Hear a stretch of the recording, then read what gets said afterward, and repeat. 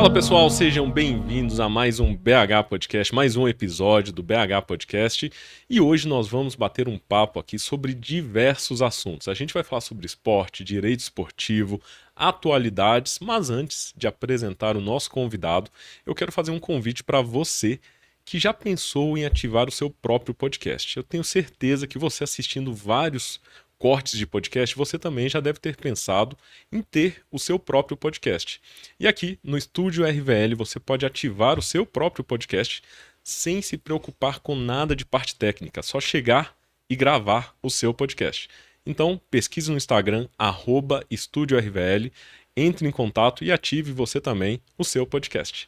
Voltando aqui para o BH Podcast, hoje nós vamos bater um papo sobre diversos assuntos com Gustavo Lopes, que é especialista em direito desportivo e, como está na bio do seu Instagram, você dá notícia de tudo. É isso mesmo, Gustavo?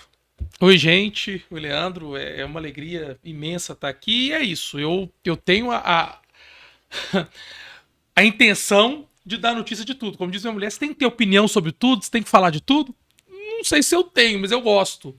Então, se eu tenho algum tipo de ideia, de opinião, ou domino parte do assunto, eu vou dar notícia, eu vou dar minha opinião. Muitas vezes as pessoas não gostam e eu acabo muitas vezes entrando em bola dividida sem querer, porque eu vou falar e vou dar minha opinião e vou dar notícia de tudo. Muito bom, é um prazer te receber aqui no BH Podcast. Em primeiro lugar, né? Você é de BH, você é natural aqui de BH mesmo? Eu sou de Nova Lima. Nova Lima. Eu sou de Nova Lima, aqui pertinho.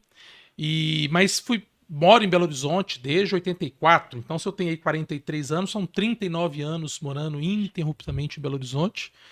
Fui criado aqui, fiz a minha graduação aqui, estudei aqui. Tenho família aqui, moro aqui. Me sinto belo-horizontino. Até porque Nova Lima e Belo Horizonte são cidades que já se uniram, né? Nova Lima veio crescendo, Belo Horizonte foi crescendo, as cidades já se encontraram. Já é uma conurbação. Mas eu sou com muito orgulho nova-limense. Aliás, outra coisa que me dá orgulho, membro da Academia Nova-Limense de Letras. Tenho Que legal, muito orgulho muito bom. de estar na minha cidade, Natal, e participando dessa academia de escritores da cidade. Que legal. E é bom que é tudo aqui do lado, né? Pertinho. 2 minutos, a gente tá ali em Nova Lima, alguns minutos. E, Gustavo, me conta aqui, como você se tornou especialista em direito desportivo? Pra gente já entender um pouco que, pelo que você falou aí, você também é escritor, e eu queria que você se apresentasse pro nosso público já te conhecer. Cara, todo mundo que trabalha com esporte, né? Sem ser um atleta, sem estar ali dentro das quatro linhas, ou dentro dos ginásios, acaba que é um atleta frustrado. Como eu não tive habilidade técnica para me tornar atleta e muito menos disciplina, eu tentei conciliar a minha formação com algo que eu amo, que é o esporte. Eu me formei em Direito, na PUC, no Coração Eucarístico, no campus do Coração Eucarístico, no início dos anos 2000, 2002 para 2003. E ali eu sempre tive a vontade, o sonho, o desejo de conciliar essa paixão pelo direito, que é a minha formação acadêmica, com o desporto. Logo quando eu me formei, 2 anos depois, teve uma partida aqui em Belo Horizonte, pelas eliminatórias da Copa do Mundo de 2006, um Brasil e Argentina, e que o Brasil ganha de 3-0 da Argentina aqui, com aquele jogo dos 3 gols de pênalti do Ronaldo Fenômeno, que hoje é presidente do Cruzeiro SAF. E eu tentei comprar ingresso para aquele jogo. E não consegui comprar, porque a venda estava tumultuada, enfim, não consegui comprar ingresso. E ali, já recém-formado em Direito e tal, eu fui pesquisar e descobri que tinha uma norma, que é o Estatuto do Torcedor, uma norma de 2003, de maio de 2003, e essa norma trazia direitos para o torcedor, e um deles era ter a organização para comprar o ingresso. E aí eu propus uma ação à época, eu como titular, ganhei em primeira instância essa ação, e foi a primeira ação, pelo menos foi divulgada à época pela imprensa, e aí dei entrevista para uma série de rádios na época, foram minhas primeiras participações na imprensa, falando dessa decisão, foi um case. E aí eu me empolguei, eu já estava terminando, na verdade, uma especialização em Direito Civil e Processual Civil, e eu resolvi fazer a minha monografia. Na época a gente chamava de monografia, hoje eles chamam de TCC. TCC. Era a minha monografia de conclusão da especialização, da pós-graduação. Foi feita na Unipac, aqui de Barbacena, em convênio na época com a AB Jovem e tal. E o tema da minha monografia era Estatuto do Torcedor, a evolução dos direitos do consumidor do esporte. E essa monografia depois vira o meu primeiro livro, Que que eu legal. lancei aí 2 anos depois, foi o meu primeiro livro. Até foi muito legal que esse livro teve o prefácio do Mauro Betting, a apresentação do Paulo Brax, que hoje é o diretor de futebol do Vasco, que é meu amigo. E aí de lá pra cá, eu não parei de escrever, não parei de atuar no direito esportivo. Fiz o mestrado numa universidade espanhola, Universidade de Lérida. Vale dizer que aqui no Brasil, na época, não existia nenhum curso sequer de especialização em direito esportivo. Então a maneira de estudar o desporto academicamente ali pra fora. Sim. E aí eu estudei em Lérida, uma cidadezinha pequenininha perto de Barcelona, é até legal. A gente fala na Catalunha, né? A Catalunha é um reino, foi um reino, criado por 4 pequenos reinos, que era Barcelona, Tarragona, Lérida e tem um quarto. Tanto é que o escudo do Futebol Clube Barcelona, ele tem 4 quadradinhos, cada um representa um desses 4 pequenos reinos que se uniram para formar a Catalunha. Então eu estudei ali em Lérida, foram 2 anos de curso, em 2010 e 2012, e aí fui dar aula em praticamente todos os cursos de pós-graduação e especialização aqui no Brasil. Voltei depois para a Espanha para dar aula nesse curso de mestrado, eu fui professor desse curso de mestrado depois, e aí não parei. Aí eu faço meus vídeos em rede social, eu participo de alguns programas da imprensa, tive uma coluna semanal acho que a gente pode falar na Rádio Itatiaia, né, durante muitos anos, 3 ou 4 anos, e não parei mais. E aí, de lá pra cá, já foram mais 7 ou 8 livros, entre aqueles que eu escrevi sozinho, entre aqueles que eu escrevi em coautoria. Inclusive, eu trouxe 2 pra você aqui, ó. Que legal. O Gerindo Campeões, que é o meu último livro. Eu escrevi ele aí com o Vinícius Fragoso, um amigo de Curitiba, foi meu aluno. Esse livro tem o prefácio do Carlos Alberto Parreira, todo mundo conhece, né? Total. E do José Carlos Brunoro, que esteve no Cruzeiro há alguns anos atrás, na gestão do futebol, e ele foi o grande mentor ali. O pessoal que é mais jovem não vai lembrar, mas o Palmeiras teve um grande time no início dos anos 90, sob a gestão da Parmalat, e ele que fazia essa gestão. E aqui a gente trata, não é um livro de direito, é um livro de gestão. Sim. A gente aplica alguns princípios do futebol, gestão de pessoas, montar times e tal. Trouxe para você. Não. Obrigado, prazer receber. E esse outro aqui, na verdade, esse aqui eu coordenei, é uma obra coletiva, feita com alunos também, alunos e ex-alunos. Eu gosto muito disso, cara, de dar oportunidade para as pessoas. Quando eu comecei, meus pais, ninguém tinha ligação com o direito. Eu fui o primeiro da família a ter curso superior, meus pais não tiveram oportunidade. Meu irmão depois faz um curso de tecnólogo, não chega a ser o bacharelado. Então, eu sempre me preocupo em tentar dar oportunidade para as pessoas, daquelas oportunidades que eu não tive e tive que cavar. Então, sempre que eu vou pensar um livro, pensar alguma coisa, eu chamo alguém para fazer comigo. Graças a Deus, dentro do âmbito do direito esportivo, aonde eu vou, as pessoas acabam me conhecendo, ou por algo que eu escrevi, ou por algo que eu falei. E aí eu convidei uma série de alunos, o Carlos Ramalho organizou, eu coordenei, o Carlos, que foi meu ex-aluno também. E é um tema super atual, né? SAF, Sociedade Anônima do Futebol, primeiras linhas. E aqui a gente comenta, artigo por artigo, praticamente, a lei da Sociedade Anônima do Futebol. Tá aí de presente para você também. Se você curtir futebol e for cruzeirense, você vai entender um pouquinho do que está acontecendo com o Cruzeiro, ou o que pode acontecer com o Cruzeiro, caso as dívidas não sejam pagas. Exatamente. Não, tem tudo a ver, super atual. E esse livro é de quando? Final do ano passado. Final do ano passado, o Gerindo Campeões é do início do ano passado. E muito bom.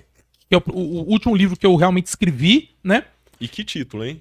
Excelente. Curti, já deu uma curiosidade aqui de ler o livro exatamente. É legal. E depois, até lendo, eu vi que passaram uma série de erros de digitação e tal, mas ele não compromete o conteúdo, não. Porque muito a gente organiza no índice ali como que você monta uma equipe mesmo, montando o plantel, a conversa do pré-eleção. Então, como é que você monta? Sua equipe vai pro campo, o que você conversa com os caras? Vamos pra cima, vamos organizar. Legal. Né? Como é que você dá as instruções? Aí tem o papo do intervalo. Se você tá ganhando o jogo, se você tá empatando o jogo, se você tá perdendo o jogo, o que você fala pra sua equipe para motivar? Como é que você monta? Como é que você escolhe as peças? Excelente. E termina com a preparação da equipe do time para a próxima temporada. A gente faz então esse paralelo. Tem o prefácio do Carlos Alberto Parreira, é algo espetacular. Muito bom. E obrigado pelo presente. Curti demais, viu? Com certeza. Por mais que eu não atue na área de esportes, né? No geral, eu tenho certeza que eu vou aplicar muito conhecimento. Você é um empreendedor, é um gestor? Exatamente, na minha empresa, no dia a dia aqui. Porque a gente tem que lidar com campeões também, mesmo que seja no business, né? Claro, Nos e negócios. equipe o tempo todo, né? O tempo Hoje, todo. saber utilizar o capital humano que você tem, e quando eu falo de humano, eu gosto de falar com H maiúsculo, porque, infelizmente, muitas pessoas esquecem que somos seres humanos, que a gente tem que tratar as pessoas com humanidade, né? Sim. E eu sou da filosofia de que você motiva uma pessoa, motiva uma equipe, motiva um profissional, vendo nele um ser humano que tem os seus dias bons, os seus dias ruins, tem os seus problemas em casa, tem os seus problemas da vida, tem suas questões, e é trabalhando essas questões que a gente consegue tirar daquela pessoa o melhor que ela tem a nos oferecer profissionalmente. E aí ela vai crescer e você vai crescer, né? Sim. Lá nos anos 70, nos anos 80, os baby boomers, né? Meu pai, talvez seu pai seja mais novo, mas enfim, talvez o seu avô, tinha aquela filosofia que você vestia a camisa da empresa. Sim. Né? E o cara pensava assim: ele entrou para a empresa, ele vai trabalhar a vida inteira, e se não morrer trabalhando, ele vai aposentar na empresa. E muita gente não esqueceu de preocupar com a formação da carreira, né? Sim. Carreira é um termo do latim, e carreira, e o espanhol tem essa tradução, é um caminho, né? Carreira é uma estrada. E se você não se conduzir adequadamente nessa estrada, em algum momento você perde o caminho da bússola. E muitos profissionais que viveram essa transição, né, os baby boomers, quando depois vieram a geração X, Y, não conseguiram se recolocar no mercado. Meu pai foi isso, inclusive. Por quê? Porque eles pensaram em vestir a camisa da empresa e não vestiram a própria camisa. Sim. Então, De hoje, qualificação mesmo. de qualificação, de preparo, de atualização. Então, hoje o que a gente tem que pensar é uma relação simbiótica, né, da biologia lá, em que um ajuda o outro. Sim. A pessoa humana é parte da empresa e a empresa é parte da história da pessoa humana. E essa soma tem que ser bom para todos os lados. Legal. E sendo boa para todos os lados, numa hipótese de, por alguma razão, a pessoa se desligar da empresa por vontade própria, por vontade da empresa, ele perde aquele emprego, aquele trabalho, aquela função, mas tem um mercado todo aí para se recolocar, para se repaginar, para fazer essa transição de carreira. Então, eu gosto muito, quando a gente fala em gestão de pessoas, em pensar as pessoas como seres humanos. Né, a gente falava, eu me apresentar, eu falo demais, né? Eu já Sim que é bom, sim saí que é bom. falando. Mas eu me especializei recentemente em diversidade e inclusão, preocupado com esse mundo que a gente vive hoje. A minha geração, eu sou dos anos 80, eu sou de 2 de maio de 1980, a minha geração, vejo pelos meus amigos, né, o pessoal que nasceu em 78, 84, eles têm dificuldade de lidar com diversidade. E muitas vezes a gente ouve alguns discursos, que eu não gosto de chamar de discurso de ódio, porque acho que ele não tem como fruto o ódio. Ele tem como fruto a ignorância. Sim. Não a ignorância de ser a pessoa ignorante, de agressiva, não. A ignorância do não conhecer. Exatamente. A ignorância de não conseguir se recolocar no mundo que a gente vive hoje, né? E isso passa necessariamente por uma boa gestão das pessoas e por entender o outro, por se colocar no lugar do outro. E isso o bom gestor consegue fazer. Não tem mais aquele chefe que manda fazer. Sim. Hoje tem um gestor que trabalha de maneira colaborativa. Ele vai gerar uma influência positiva no time, na sociedade ao redor, né, em todo aquele contexto da empresa. E isso é muito legal. E o cara vai vestir a camisa. Totalmente. Né? Não vai ser aquele cara que vai dar 6 horas da tarde, ele vai deixar a caneta cair. Não. Sim. Se ele tem um compromisso com a empresa e o gestor é um gestor que ele respeita, olha a diferença de respeitar e temer. Ele não teme, ele respeita. Sim. Ele vai querer fazer o máximo para agradar aquele gestor. Total. Então, se deu 6 horas, ele não conseguiu terminar ali um projeto, algo que ele precisava terminar aquele dia, ele pode até ir embora para casa, mas ele vai trabalhar de noite, não porque ele tem medo do que o gestor vai falar, não, porque ele não quer decepcionar aquele gestor, porque ele sabe que na hora que ele precisou, ou na hora que ele precisar, o gestor vai estar lá para dar apoio dele. Então ele não pode decepcionar. É aquele sentimento de fazer parte, né? Eu compareço aqui não por uma obrigação, pelo temor, pelo medo, mas porque eu faço parte desse time. É o pertencimento. É isso aí.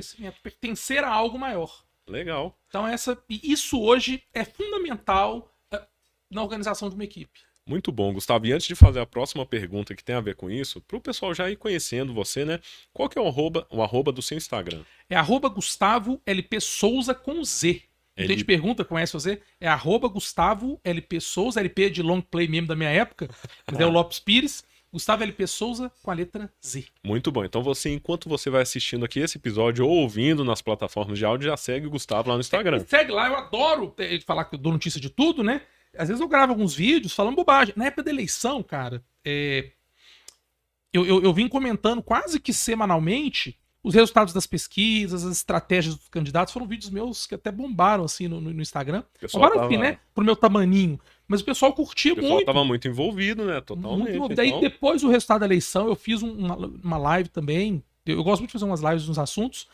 E eu faço do nada, eu não planejo, não, eu vou falar sobre isso. Eu lá ligo e faço, e falo. E foi bem legal. E depois eu falei um pouquinho da expectativa pro governo Lula.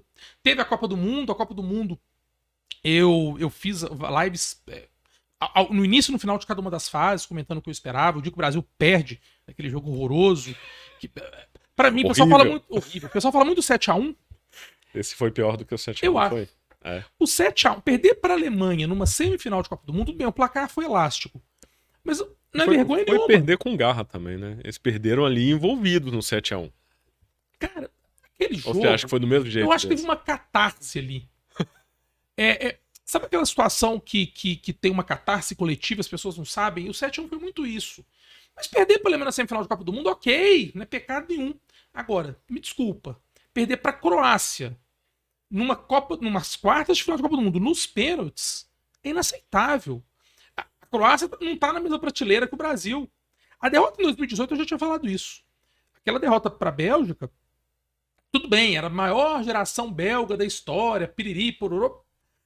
Deu pra engolir um pouquinho por isso, que era uma baita geração. Mas mesmo assim, Bélgica em quartas de final de Copa do Mundo não é jogo pro Brasil perder. Cara, pega a história. Aí já tá falando de futebol, né?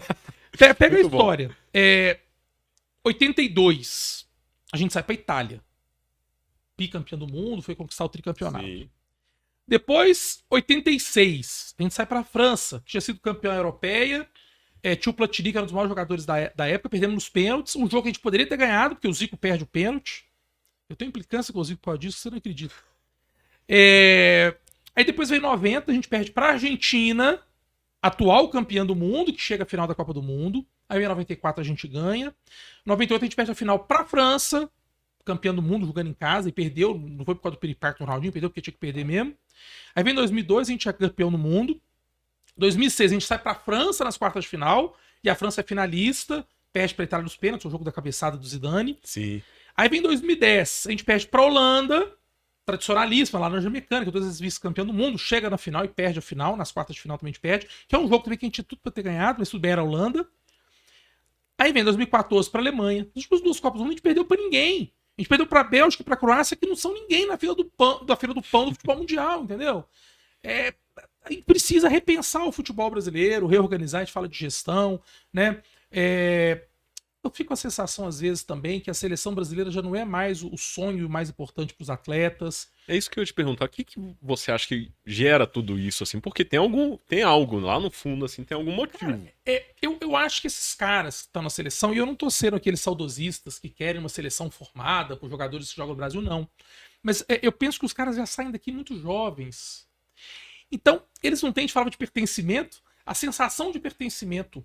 Eles não se sentem pertencendo a algo maior. O Brasil, quando ele ganha a Copa do Mundo de 2002, tudo bem, já são 21 anos, né? A geração Cafu? A geração do Cafu, do Roberto Carlos. Aquela seleção, a gente tinha 3 jogadores que atuavam no Brasil como titulares. Era o goleiro Marcos, do Palmeiras, o Kleberson, do Atlético Paranaense, e o Gilberto Silva, do Atlético. A gente tinha 3 titulares que jogavam no Brasil. De lá pra cá, a gente passou a não ter mais jogadores titulares que atuavam no Brasil. Então, essa perda da sensação de pertencer a algo maior é muito complicada. E para os brasileiros que assistem a seleção, eles começam a enxergar ali jogadores que o torcedor também não se identifica. Os 2 laterais esquerdos, por exemplo, que foram para a última Copa do Mundo, o Alexandro e o Telles, eles praticamente não jogaram no Brasil. 2 ilustres desconhecidos para a maioria da torcida brasileira, né? Sim. Apesar da carreira.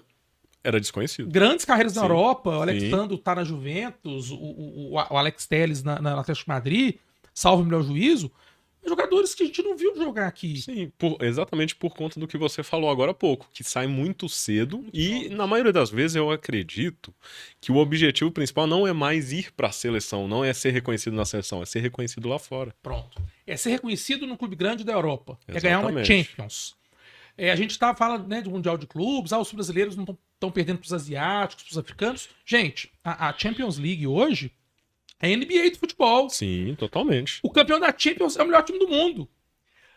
E na NBA, o campeão da NBA nem vai jogar um Mundial de Basquete. Nem vai. Porque, porra, eu sou o melhor do mundo, eu não vou jogar, né? E vai chegar a hora, o momento, que a Champions vai trabalhar nessa linha. Tanto é que a FIFA já está organizando o novo Mundial de Clubes, com 24 ou 32 clubes, mas acho que são 24 clubes, com 24 clubes, e vai manter esse torneio anual no final do ano, só que nesse torneio anual agora, o time da Champions já vai estar na final.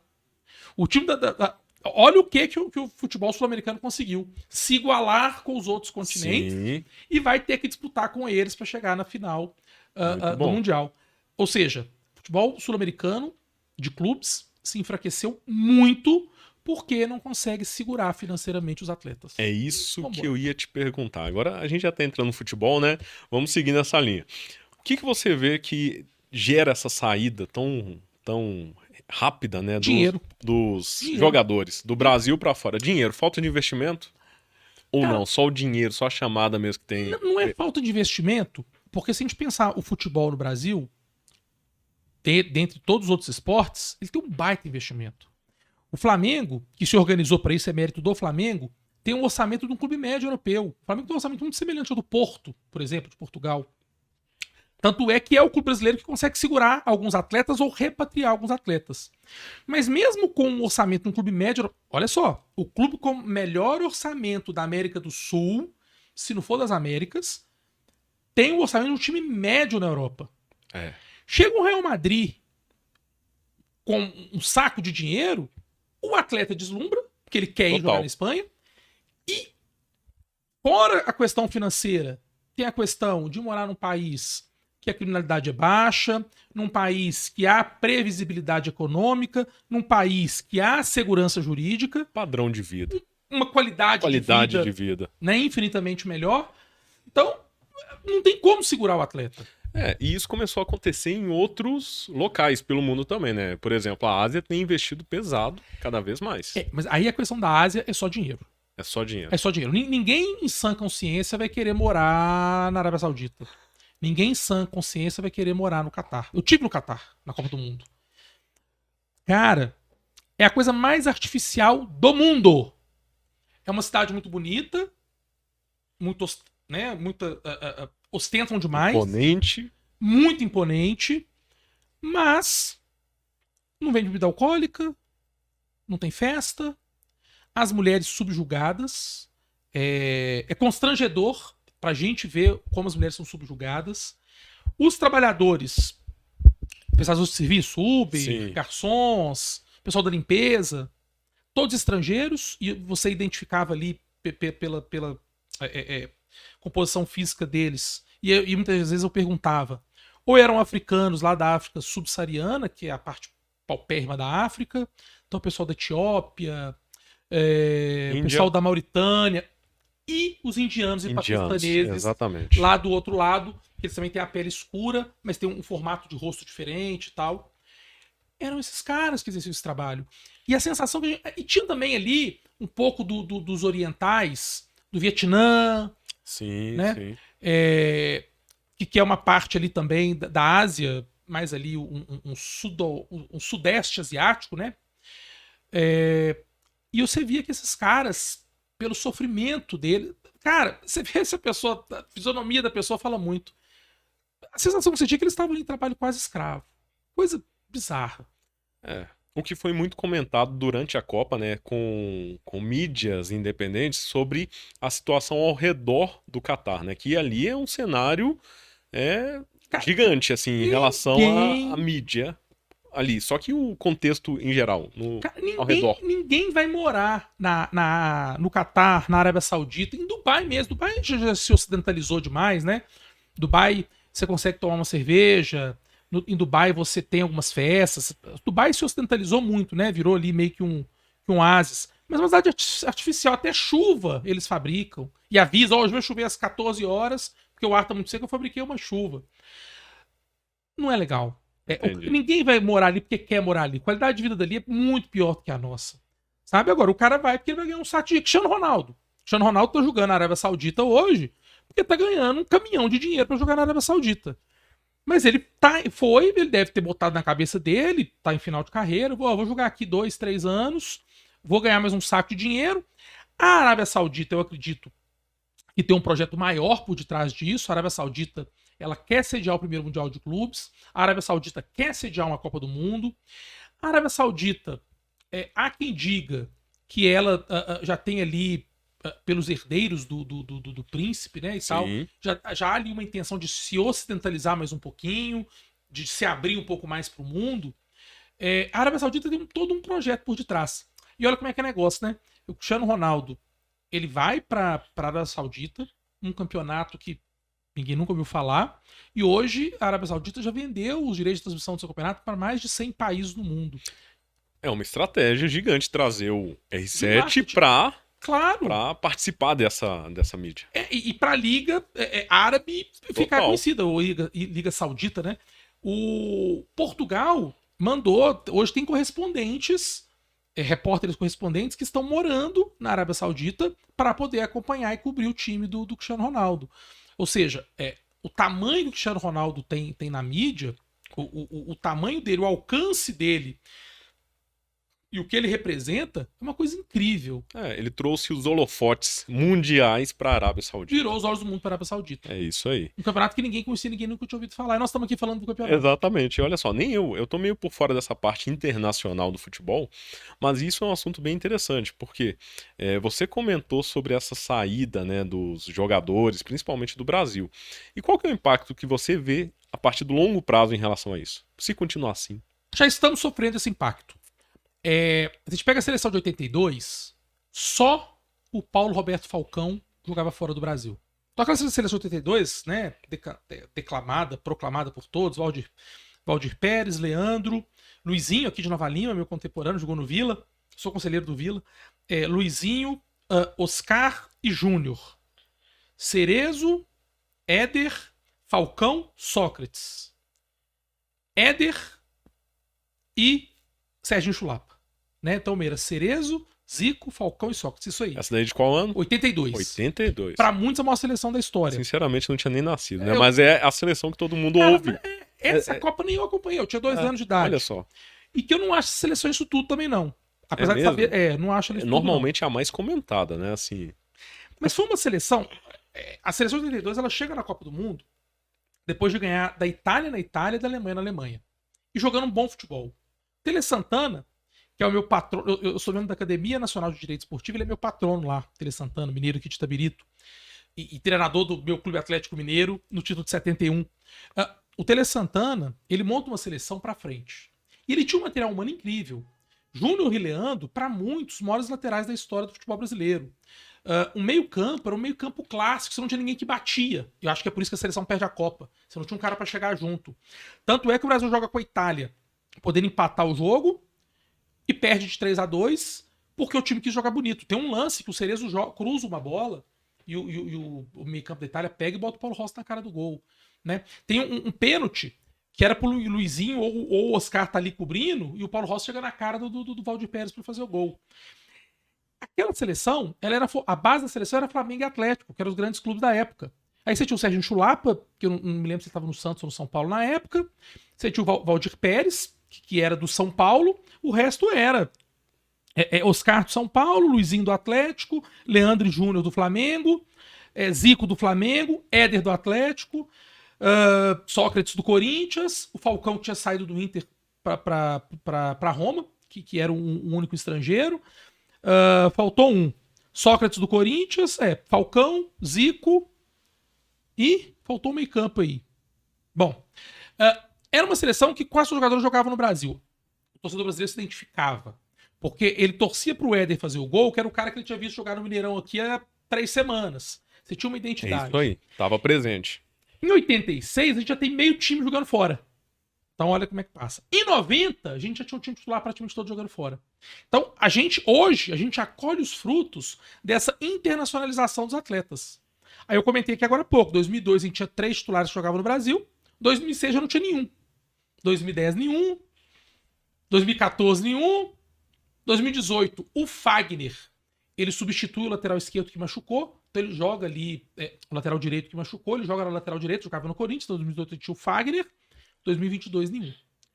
Ou seja, hoje, o que a gente colhe hoje, que é uma seleção brasileira impessoal, em que você vê, chega a convocação, você não conhece, né? Quem não acompanha não conhece às vezes nenhum jogador ali. Sim. Então, a sua geração, né, que é a geração do meu irmão, você tem dado do meu irmão, é uma geração que tem menos apego pela seleção brasileira do que eu tive. Sim. Não, isso é nítido de como envolvia a sociedade. Era a Copa do Mundo, era assim, era um evento pra literalmente parar tudo e assistir. Hoje em dia já não acontece tanto assim mais, né?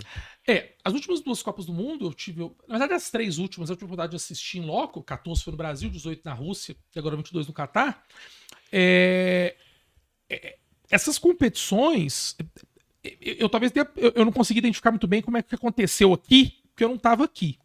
Mas pelo que eu pude acompanhar e pelo que eu vejo em termos de engajamento do meu irmão, das pessoas mais jovens, não tem. Cara, quando o Brasil ganhava jogo Copa do Mundo, vamos pegar 98, né? 98 foi Foi na França, o Brasil foi vice-campeão. França, isso aí. Né? Foi a cabeçada lá do Zidane. Nós estamos vendo aqui, ó. Essa praça que tá aqui. Praça da Bandeira. Praça da Bandeira. A Praça da Bandeira, a gente subia, tinha trio elétrico. O Brasil ganhava jogo. Brasil e Marrocos. Não era final. Fase. Não era final ainda. Primeira fase, Brasil e Marrocos 3-0, a gente ia pra Praça da Bandeira. Praça da Bandeira mesmo. Subia, fechava a fosfeira toda e ficava ali a Bandeirantes fechada. E a galera bebendo, aquela pegação, aquela brincadeira toda. Em 98. 98. Então, olha como que essa paixão pela seleção, ela foi minguando de tempos pra cá, né? E aí é isso, falta identidade. O brasileiro, ele também, de uns tempos pra cá, ele perdeu um pouco, em razão de uma série de questões aí, inclusive políticas, ele perdeu um pouco essa paixão pelo Brasil, pelo futebol, isso perdeu Gerou um pouquinho. uma certa divisão, assim, também, que acabou ocasionando essa influência no Pronto, futebol. E aí, em razão desse abandono das nossas cores, a gente vai entrar na política, né? Mas da própria camisa da seleção, em razão de corrupção dentro da própria CBF. A gente teve um presidente da CBF afastado não tem muito tempo por assédio. Isso vai gerando um desgosto por parte dos jovens mesmo. Eu não vou coadunar com isso que esse cara tá fazendo. Sim, e até um senso crítico mesmo. Por quê? Eu vejo que boa parte do movimento e engajamento nessa última Copa do Catar foi feito através de redes sociais, com incentivo de falar, não, vamos envolver. Só que não tinha aquele envolvimento real, assim, de falar, nossa, eu faço parte disso. Tanto que quando aconteceu o jogo que o Brasil perdeu, foi meio que uma decepção, mas algo que não impactou. A pessoa não sentiu tanto. As pessoas não sentiram tanto. Sentiu, mas passou, beleza. Em 98 as pessoas choravam. Eu já vi, eu lembro de jogos assim. 2022 choravam. eu lembro como foi... 2002. 2002, isso. O jogo que o Brasil ganhou foi penta. Não foi? Foi penta. 2002, ainda tinha aquele... Cara, o Filipão, mas aí, ainda tinha. Porque a gente tinha jogadores maravilhosos. Já tava diminuindo. Já tava descendo a ladeira. O Filipão, ele conseguiu, a gente falava de gestão de pessoas, ele conseguiu engajar a equipe e trazer uma sensação de pertencimento para aquela seleção que nunca mais a gente teve. E só uma observação, nessa época não tinha redes sociais. Tinha Orkut. Tinha Orkut? Tinha 2002? Tinha Orkut. Olha só, bem lá no início, real. No inicinho, tinha Orkut, MSN. MSN, verdade. O ICQ já tava... O ICQ você não pegou. Peguei um pouquinho ainda, bem no finalzinho. Ele dava aquele pitinho, né? Florzinha lá, né? Era a florzinha. O ICQ, o ICQ, eu lembro do ICQ, isso aí, início dos anos 2000 e tal. Aí o Orkut veio no início dos anos 2001, 2002, por aí. Mas tinha o MSN também, O MSN, que era o WhatsApp do computador. da época, né? Era o WhatsApp da época. Saía da televisão, corria lá no computador, escrevia e voltava. Era isso aí. Era o computador da época. A nossa graça, quando a gente melhorou um pouquinho, era ter um notebook no colo. Olha só, cara. Um notebook no colo para poder falar ou postar no Orkut, ou poder falar alguma coisa no MSN. Tinha rede social. Tanto é, e já tinha uma comunicação um pouco mais veloz, que o Filipão ele consegue engajar a equipe, ele consegue ali dar uma motivada na equipe com os vídeos do Brasil. Então, cada jogo que o Brasil ganhava, cada jogo que o Brasil ganhava, o Filipão pegava os vídeos daqui e botava lá. Olha a seleção. Aí teve o tema da Ivete Sangalo, e vai rolar a festa, vai rolar. Foi a música que embalou aquela seleção. Envolvendo. Aí, e tinha a história do Ronaldinho, tem o filme dele que tá no Globoplay, que é muito bom, tinha a história do Ronaldinho, que ele vem daquele problema em 98, que a Copa dele era de 98, ali foi a melhor fase dele. E ele, aí tem lá, né, o arco do herói, né? O Ronaldinho consegue, em 2002, dar a volta por cima e ganhar a Copa do Mundo como protagonista. Aquela história também do Ronaldinho ali, aí tem a cena dele chorando com o médico da seleção, enquanto o jogo acabava. Os caras queriam ganhar aquela Copa. Sim. Aí depois você chega em 2006, que era um time muito parecido, mas uma festa danada, os caras, o Ronaldinho estava mais gordinho, já fora de forma. Aí depois veio 2010. Foi muito criticado. Muito. Todo mundo falava sobre a forma. Vem 2010, aquela seleção do Dunga, o Dunga que batia na imprensa, ofendia os jornalistas. Não foi o Bolsonaro que inventou agredir jornalista, não. O Dunga fazia aquilo. Dunga fazia. E ele não falava com a Globo. Porque tem uma história interessante. O Alex Escobar, que hoje é o que apresenta os gols do Fantástico, ele era o Tadeu Schmidt foi pro Big Brother, e aí o Alex Escobar assume. Tem uma briga dos dois, um bate-boca. O Dunga é super agressivo com ele numa coletiva, e ali ele se fecha pra Globo. E o Dunga monta uma seleção, que era uma seleção que poderia ter ganhado a Copa. A seleção não era ruim, mas era uma seleção muito cheia de pontos pessoais da cabeça dura dele. Tanto é que... E ele vem, nos 4 anos que antecederam a Copa, ele ganha tudo. Ele ganha 2 Copas América, ele ganha uma Copa das Confederações, a seleção voando. Chega com expectativa ali. Chega com uma expectativa. E quando ele perde aquele jogo pra Holanda, é interessante que o Brasil faz 1-0, o gol do Robinho, que eu acho que vai acabar sendo preso, não vai demorar. Mais um assunto pra gente falar aí. Interessante. O Robinho faz o gol 1-0 e o Brasil toma virada em 8 minutos. Com uma falha do Júlio César, que era o melhor goleiro do mundo na época. Ninguém esperava aquela falha dele. E a gente percebe que a seleção ali... Lembra que eu falei de 7-1 da catarse? Houve uma catarse coletiva ali. Um olha pro outro. Aí tem uma cena do Dunga olhando assim pro banco. E eu imagino ele pensando assim, caramba, quem que eu tenho aqui pra botar nesse time? Porque era uma seleção que ela foi planejada pra tudo dar certo. Ele não tinha alguém diferente pra pôr em campo ali. O plano B? Não tinha um plano B. Por que você vai montar um time? Por exemplo, você tem aqui uma empresa. Aí... E aqui a gente tá falando de uma pessoa, né, que já tem um livro aqui gerindo campeões, né? Ou seja, tá disso, tudo ligado. Tá totalmente. Quando vai montar uma equipe, você tem ali um cara que é um designer fera. Aí, só que esse cara é um cara técnico demais. Ele é pouco artístico. Aí você chega uma situação que você precisa de uma arte ou de uma outra coisa que eu não entendo muito, você me corrija se isso não fizer sentido. Aí você precisa de um cara que seja bom designer, mas que seja mais artístico. Que arrisque mais. É muito bom, mas ele não arrisca. Ele vai ali na paleta de cores tradicional, ele vai ali nas figuras tradicionais. É conservador. Conservador. Isso aí. Pronto. Se você trocar, aí você manda um trabalho para um cliente, não gostei. Eu queria uma coisa com mais vida. Caramba, você pegar um outro com as mesmas características, o resultado vai ser o mesmo. Vai. Mudou a pessoa, mas o resultado é o mesmo. Foi o que o Dunga fez na Copa. Ele tinha 11 reservas com as mesmas características dos 11 titulares. Eita. Então ele não tinha como mudar a história do jogo. Você talvez não vai lembrar, mas em 94, aquele jogo com a Itália foi um jogo dificílimo. O Brasil ganhou nos pênaltis. Em dado momento, o Barreira bota o Viola. O Viola deu uma mexida no jogo. Ninguém sabia que era o Viola. O Viola ele pega a bola no meio campo, dribla 3, 4, Itália quase faz o gol. Você vê que é um cara com característica diferente. para buscar o diferente, porque o conservador, o tradicional ou o planejado não tá dando certo, né? E era o que o Dunga não tinha. Então ele olha pro banco de reservas dele, tinha 11 jogadores com as mesmas características dos 11 reservas. Os 11 titulares e os 11 reservas. Gente, essa cena que você falou do Dunga, assim, ó, parado, olhando assim, perplexo pro time, ela viralizou na época, né? Era viralizar na mídia, nos jornais, que todo mundo divulgou. Ele tinha. Copa do Mundo, é claro que você tem um trabalho de 4 anos, de você montar um grupo, montar um estilo de jogo. É óbvio que você tem. Só que Copa do Mundo é um tiro de 30 dias, 7 jogos, agora vão virar 8.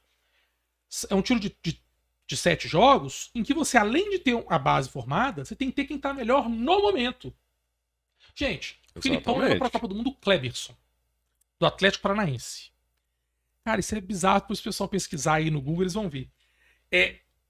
O Kleberson faz uma puta Copa do Mundo, a baita Copa do Mundo. Um dos gols do Ronaldinho na final é uma jogada do Kleberson pela direita.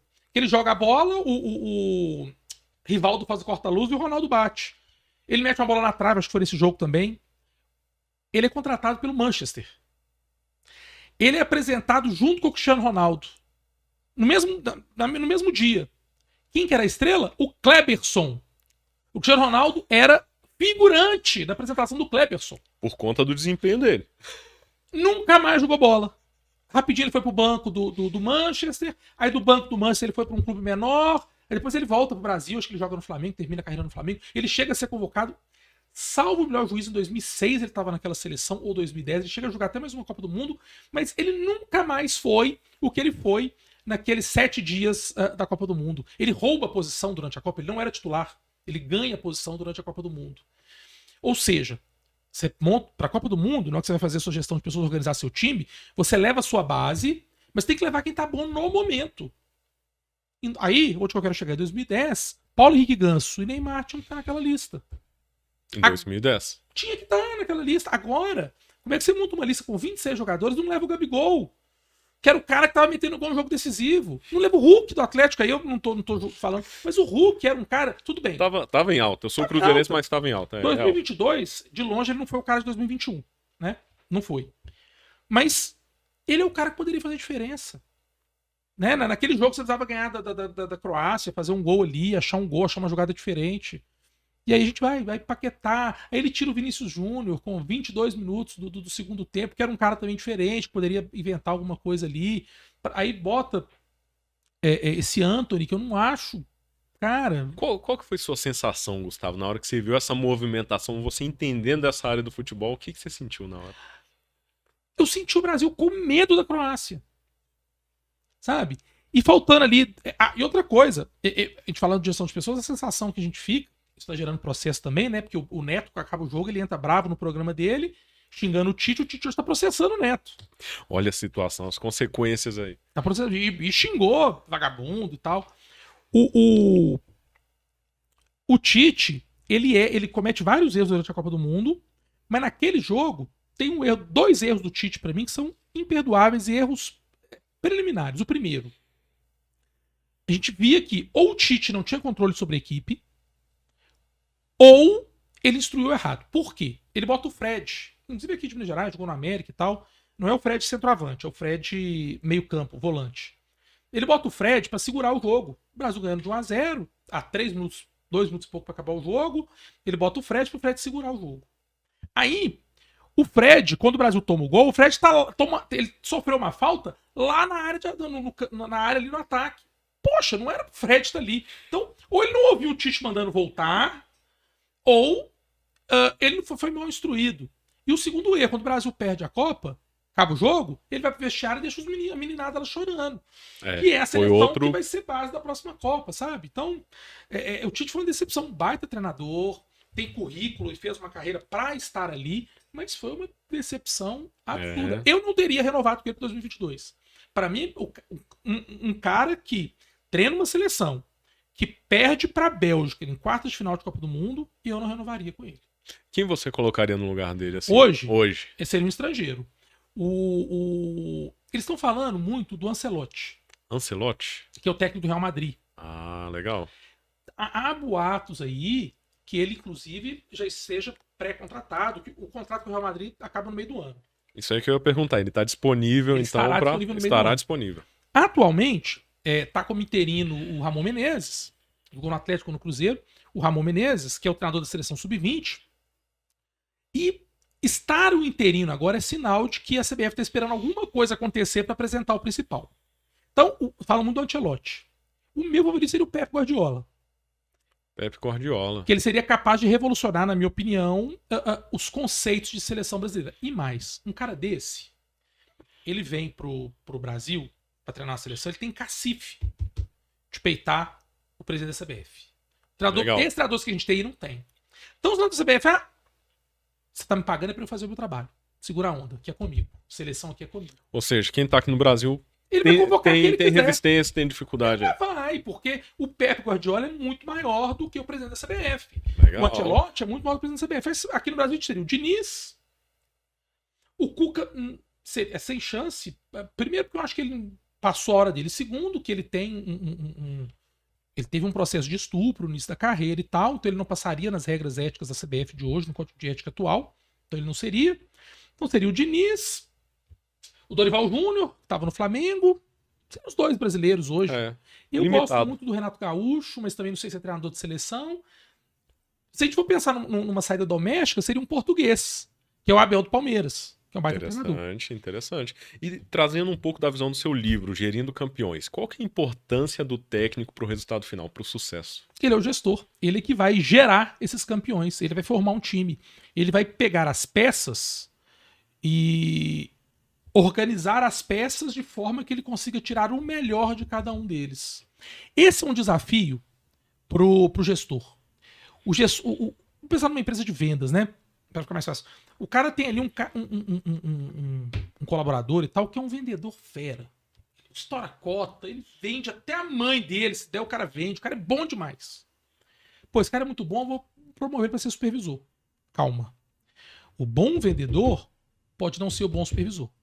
Se você faz isso, você perde o bom vendedor e ganha um péssimo supervisor. E cria um problema no seu time. É um problema. É a pessoa errada no lugar certo, ou ao contrário também. É a pessoa certa no lugar errado, a pessoa talvez. certa no lugar errado, exatamente. Então, o treinador de uma seleção, o técnico de um time, ele tem que saber montar a sua equipe e colocar as peças que ele tem nas posições e fazendo o que tem que fazer da forma que ele possa tirar o melhor daquelas pessoas.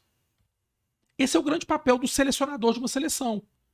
Porque ele tem nas mãos, imagina, ele pode chamar todos os jogadores de futebol de nacionalidade brasileira. Tem peça pra caramba. Ele pode ter um sistema que ele gosta de jogar, e aí por isso que é bom pensar nas características. Eu gosto do Guardiola. O Ancelotti é um técnico muito pragmático. Talvez seja o momento do Ancelotti, porque ele é um técnico que vai vir pelo resultado. O Real Madrid no passado foi campeão da Champions sem fazer um grande jogo. Não fez sequer um grande jogo. Mas foi pragmático. 1-0, 0-0, 2-1, campeão. Foi o que Parreira fez em 94. Zagallo. Aquela seleção de 94, ela entrou para ser campeã. Não entrou para jogar bonito, não entrou para alguém se promover pessoalmente, não. Ela entrou para ser campeã do mundo, custa o que custar. Gol de canela, tanto é que foi. E é isso que eu ia te perguntar. Você acha que aí tem influência pesada do técnico, o Zagallo da vida aí? Claro. A personalidade Zagallo, dele? que outro dia o Galvão Bueno falou isso, eu concordo. É o maior, não sei se é o maior treinador da história do futebol mundial. O futebol brasileiro, sem dúvida. Ele tem o Ritchel, né, do carrossel holandês, a gente tem outros treinadores, mas o Zagallo é um treinador incrível, porque ele conseguia montar seleções. Ó. Ele foi treinador da Copa de 70, campeão do mundo. 74 ele chega na semifinal, depois ele volta, né? 94 ele é campeão do mundo como auxiliar técnico, 98 ele é vice-campeão do mundo, ou seja, o Zagallo era bom demais como treinador. E a gente tá até. Vai ser igual o Pelé. Vamos esperar ele morrer pra gente poder dar o devido valor. Mas é um infelizmente. Baita treinador. E tem o pé. Cara, tem uma cena. Falando em motivação, né? Joga no YouTube aí. Brasil e Holanda. Semifinal da Copa de 98. O Brasil, o jogo difícil. Esse jogo eu até repito de lembrar desse jogo. O jogo difícil. A Holanda tinha um timaço. Semifinal da Copa do Mundo. E muitos diziam que era a final antecipada da Copa, que eram as seleções que estavam jogando melhor até ali. O Brasil faz 1-0, um gol do Ronaldo, muito parecido com um gol de videogame, que ele tem uma bola lançada, acho que pelo Roberto Carlos, ela quica 2 vezes e pá, faz o gol. E a Holanda em cima. Bola na trave, Tafarel tirando a bola em cima da linha, aquele negócio. Aos 45, 44, foi acabando o jogo, Gol da Holanda. 1-1. Prorrogação, ninguém querendo arriscar, pênaltis. Tem uma cena do Zagallo. Ele chega uns atletas, ele falando com os caras, vamos ganhar, vem cá, pá, conversando com os caras. Que é uma das coisas mais incríveis que eu já vi um treinador de futebol, um gestor, fazer no momento de dificuldade. Aí, pega essa cena do Zagallo, aí pega uma cena do Tite, quando, na disputa de pênaltis da Copa, agora de 2022, o Brasil perde pra Croácia. Compara. Não, tem nem comparação. Cara, o Zagallo ali, e o Zagallo já velho, o Zagallo ali já devia ter seus 70 anos. Não, o Zagallo, a última Copa dele foi em 98. 98. Não foi? 98. A famosa frase, vocês vão ter que me engolir. Foi depois da final da Copa América de 97 que o Brasil ganha, o Brasil é campeão da Copa América contra a Bolívia lá em La Paz, na altitude. O Brasil é campeão, ele vem, você vai ter que me engolir lá. Exatamente. E ele marcou a carreira dele ali, porque ele envolvia o time. Ele já tinha todo o histórico de carreira. Mas ali, eu acredito que foi um dos últimos. E ele ganhou. Uma das últimas cenas, com o time assim, envolvido e participando. E mais, ele ganhou o respeito da imprensa sem ter que ser grosseiro e mal educado. Legal. Gente, olha, tá aí o resultado. Estão me criticando, tá o resultado, vocês vão ter que me engolir. Eu sou treinador de seleção, tem que me engolir. Ele não desrespeitou ninguém diretamente, né? Pra quem era o recado, entendeu o recado. Não desrespeitou ninguém, não deixou de falar com ninguém, fez coletiva. É isso. Exatamente. Né? Eu tenho um amigo, que ele é mais experiente que eu, chama Domingos Sávio Zainag, de São Paulo, que ele tem um livro que chama Poder da Gentileza, alguma coisa assim, e ele tem até dado palestra sobre isso. E a gente às vezes se esquece o quanto é importante ser gentil. Total. Né? Vou voltar, vir para minha área aqui, pro direito, pessoal que está começando agora. Às vezes o cara precisa ali de uma... O juiz deu uma liminar lá no processo e ele precisa que a secretaria, né, o escrivão, a escrivã, os servidores, que eles expressam ali um mandado, um ofício, alguma coisa, né, que é o trabalho da secretaria. O cara chega lá com arrogância, liga, você tem que fazer. Não é assim. Oi, fulano, como é que é seu nome? Vamos perguntar o nome da pessoa. Ô, fulano, tudo bem? Olha só, eu tô com um caso aqui muito complicado, consegui uma liminar com muito custo com o juiz, tô precisando fazer esse ofício, me ajuda. O cliente tá me cobrando. Olha como é que é diferente. Total. Né? Então, gentileza no mundo de hoje. É claro que nem todo dia você consegue ser gentil toda hora. Tem dia que o cara te fecha no trânsito, você sai pra ele ir embora, que você quer que ele leve a vida ruim dele pra lá. Mas claro que também você tá num dia de vida ruim, né? Claro, ninguém é bom o tempo todo. Mas gentileza é uma coisa que nunca é demais. Ninguém nunca na vida vai ter problema ou vai se arrepender por ter sido gentil. Isso é verdade, né? Faz todo sentido. E pode mudar um dia, né?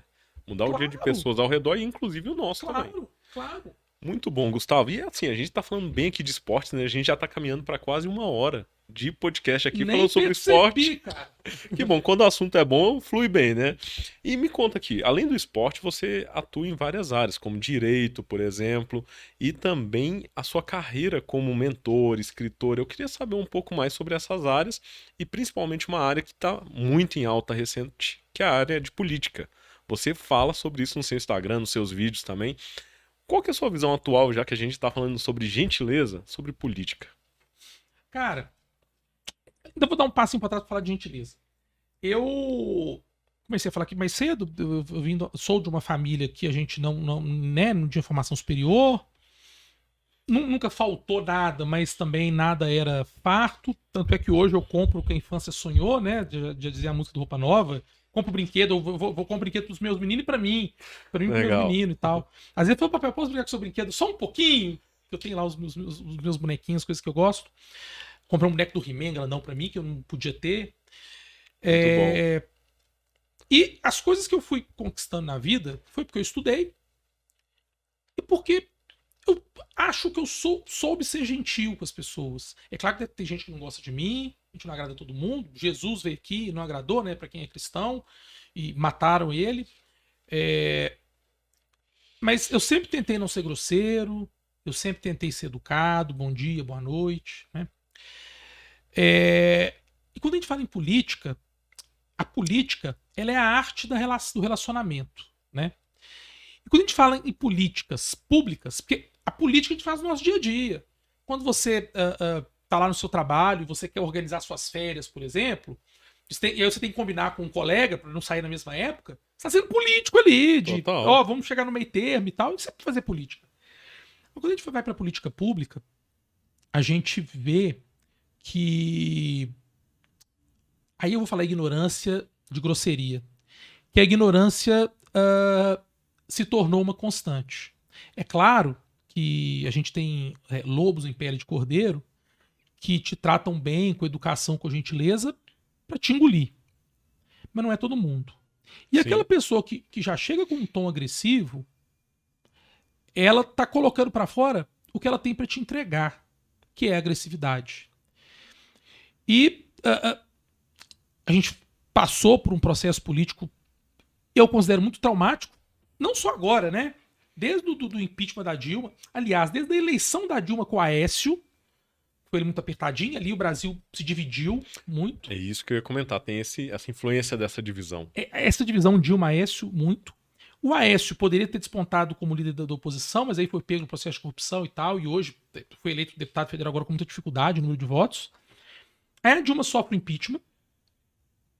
Por quê? Mais uma divisão aí. Exatamente. E aquela parcela que foi o fiel da balança para ela ser eleita, em razão de alguns erros que ela cometeu econômicos, virou para lá, as manifestações explodiram, não tiveram como, né, não conseguiram sustentar, ela cai. Os motivos da queda dela, pedalada. Aquilo era crime de responsabilidade? Sim, era. Mas muitos outros presidentes fizeram e não sofreram impeachment. Ou seja, o processo de impeachment é um processo, pelo menos no Brasil, tocado de maneira estritamente política. Veio o Temer. O Temer, ele faz um governo absolutamente impopular, mas ele consegue preparar o Brasil ou aplicar algumas medidas necessárias para o Brasil naquele período.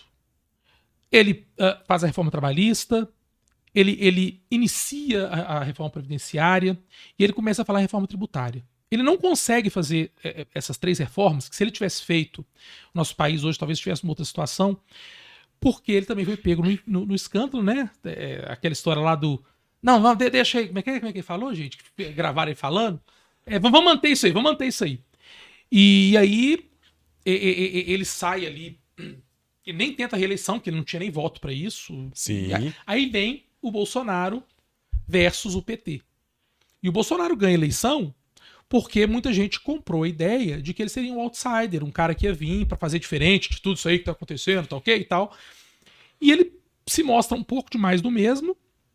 E o pior, ele tem uma condução muito pouco gentil da pandemia, gentileza, da pandemia. Ele toma, se você pegar os atos do Bolsonaro e o que ele falou, ele teve bons atos durante a pandemia. Ele critica vacinas, ele consegue trazer vacina relativamente rápido para o Brasil.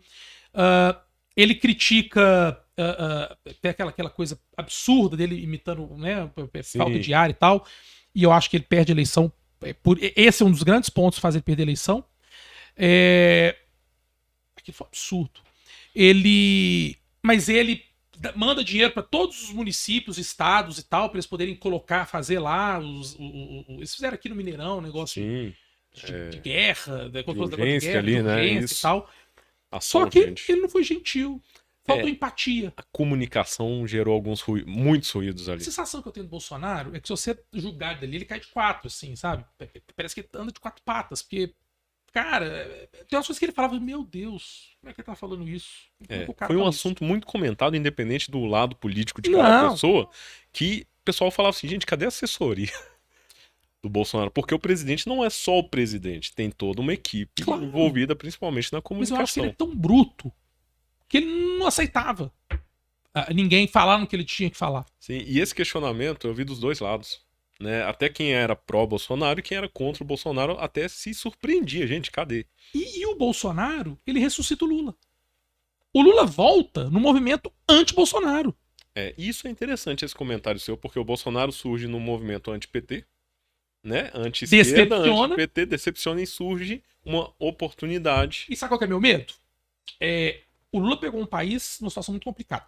Não só o país, o mundo. Inflação no mundo todo e tal. E a gente tá falando aqui, num contexto atual, de 100 dias de governo Lula. Exatamente. Isso. O meu medo é o Lula fabricar algo pior do que o Bolsonaro. Daqui a 3 anos. Porque se o Lula não conseguir fazer um governo minimamente razoável, enquanto eu tô falando minimamente razoável, é que ao final desses 4 anos a inflação não esteja controlada, que ao final desses 4 anos a gente... Porque, na verdade, que no país pobre como o nosso, tudo gira em torno da qualidade de vida financeira, principalmente dos mais pobres. A gente não tiver as pessoas tomando cerveja, comendo picanha, como ele falou. E essa metáfora dele é muito inteligente, porque tem a pirâmide de Maslow, né? Sim, necessidades. Pronto. Isso. Pro cara chegar a picanha e cerveja, ele já tá ok, ele tem onde morar, Sim. o cara já tem os meninos na escola, Tem um saneamento o cara tem o básico. saneamento básico, a água Isso. chega na casa dele e tem esgoto, as crianças dele estão na escola. Pra ele chegar na picanha e na cerveja, ele já teve todo o seu básico, porque a cerveja é supérfluo. Eu gosto dessa metáfora. Legal, faz sentido a análise. Essa metáfora é muito legal. Então, quando ele chega... Então, o que a gente esperava do pobre, que foi o que aconteceu no primeiro governo dele. Comida de domingo deixou de ser o frango, porque o pobre passou a ter dinheiro para comprar carne. Né? As nossas companhias aéreas bombaram porque o pobre passou a ter dinheiro para viajar de avião. Tudo bem, não precisa chegar a tanto, porque o mundo é outro. O Lula teve a questão da explosão das commodities, tem vários outros pontos aí pra gente falar. Mas se ele conseguir, no final do governo dele, controlar a inflação, diminuir o desemprego e fazer com que o pobre consiga, no final de semana, fazer o churrasco, não precisa nem de ser picanha. Pode ser a maminha, alcatra, um contrafilé, ou até uma carne de segunda. Mas que ele consiga, no final de semana, ter tudo preenchido, que ele possa, em vez de tomar a cerveja mais cara, hoje acho que a Heineken é a mais famosa, mas que ele tome lá uma local, mas que ele possa comprar a cervejinha dele e relaxar no final de semana, porque o resto das necessidades dele estão supridas, ok, a gente consegue ter uma transição política mais racional e mais confortável. Porque se ele não conseguir fazer isso, vai ser o pessoal, um trem que eu odeio, mandando fazer o L, o outro mandando fazer a arminha, e a gente pode fabricar. Eu acredito que o Bolsonaro não volte. Uma terceira via aí. Não vai ter uma terceira via, vai ser o mais do mesmo. A gente vai ter um mais do mesmo e a gente pode fabricar algo muito pior do que a gente já teve. Isso eu tenho medo. E esse raciocínio que você trouxe aqui, esse pensamento, é bem interessante, porque a minha área é marketing, e quando você falou isso, eu não tinha nem analisado isso antes, mas quando ele fala da picanha e da cervejinha, ele tá falando diretamente de entregar um resultado que é o quê? Reduzir a inflação. Ou seja, se ele conseguir fazer isso na situação atual do Brasil, é uma realização muito boa e é um desafio gigante. Porque se a gente for analisar a inflação de hoje, taxa de juros e tudo que está acontecendo, hoje mesmo eu vi uma fala da Luísa Trajano, que é a responsável pelo grupo, né, Magazine Luiza, falando sobre a falta de apoio financeiro, né, por conta dos juros, que estão altíssimos, e isso não permite o povo mesmo, o povo no geral, comprar produtos, né? E aí tudo isso tá ligado com isso que você falou, porque se a pessoa chegar na picanha, isso já tá resolvido. Eles já passaram por tudo, estão morando. E essa questão da alta de juros, e eu acho que o governo tá no papel dele de cobrar. O que eu acho errado é atacar pessoalmente o presidente do Banco Central.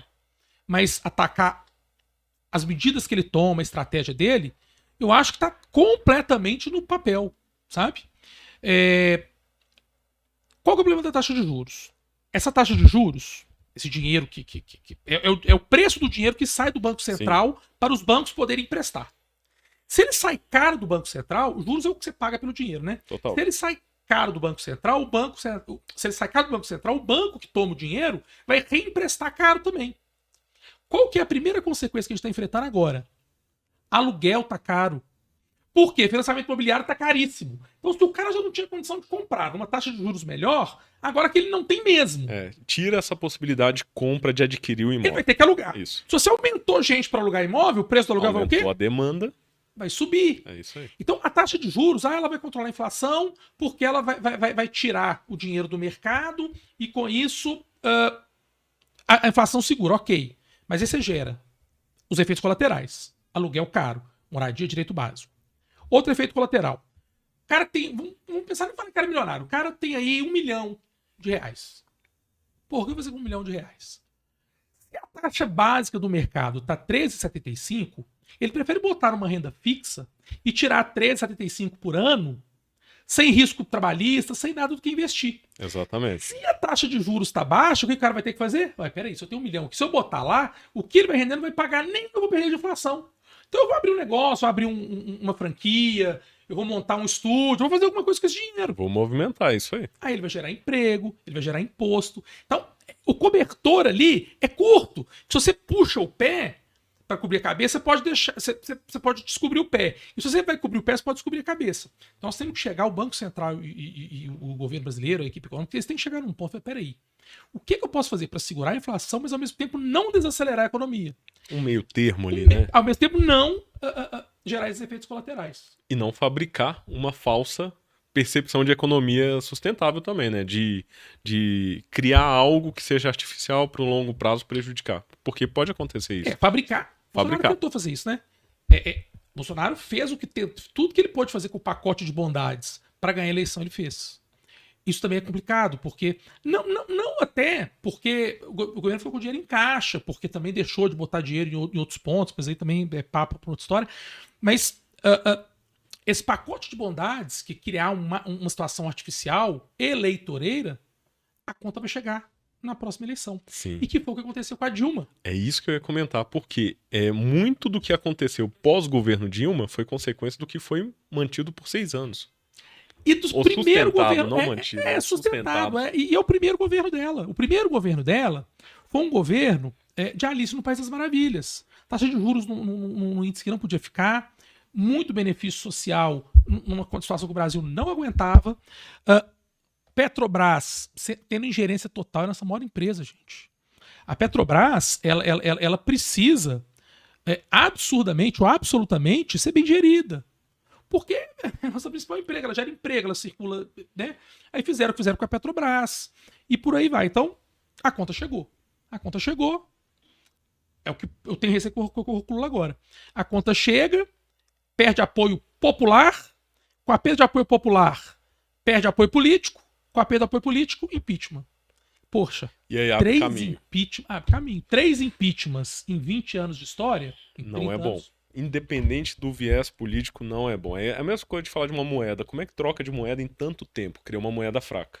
Como que troca de governo? Uma democracia fraca. Exatamente. E a instabilidade. Aí a gente tá falando, por que a gente não consegue segurar o atleta aqui? O cara prefere ganhar o mesmo tanto que ele ganharia aqui, em Paris, em Madrid, em Barcelona, porque lá ele tem insegurança. Infelizmente. E Gustavo, como é que você envolveu? A gente falou agora há pouco, quase uma hora aí sobre esporte, e agora a gente virou a chave pra política. Como é que você se envolveu nesse cenário de política? Cara, pela minha necessidade de auxiliar as pessoas na tomada de decisão, eu precisei e preciso acompanhar e estudar. Hoje tem uma profissão engraçada, que não é meu caso, mas que é o futurologista. O futurologista. O que é o futurologista? O cara que ele tenta prever o que vai acontecer para o pessoal se preparar.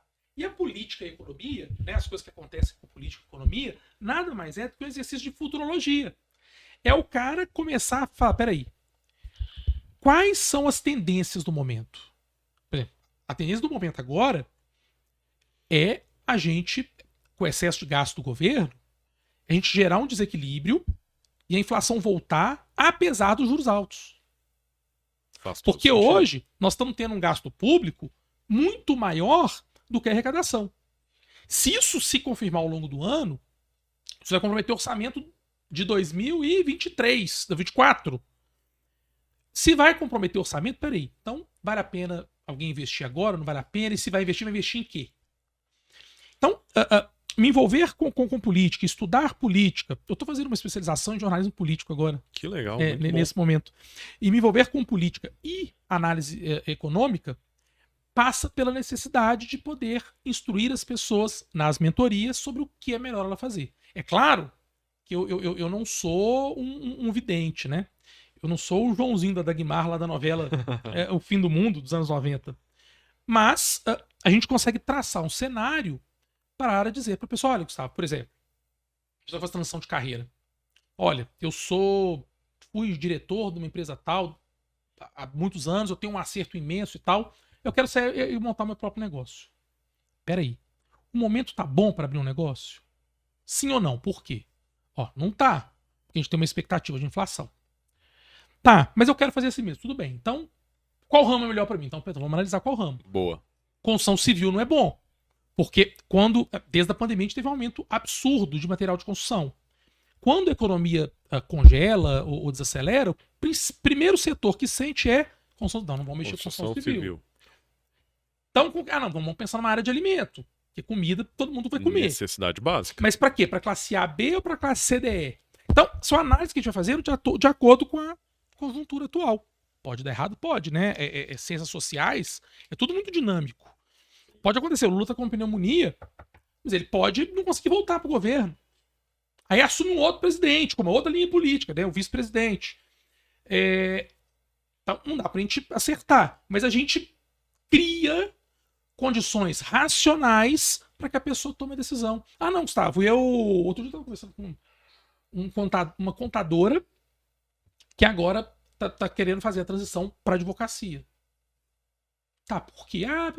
Tá. Você sabe quanto ganha um advogado de início de carreira? Quanto você ganha de computador? Tanto. Sabe quanto ganha um advogado de início de carreira? Ah, não sei. Então vamos analisar isso. O mercado para advocacia tá bom?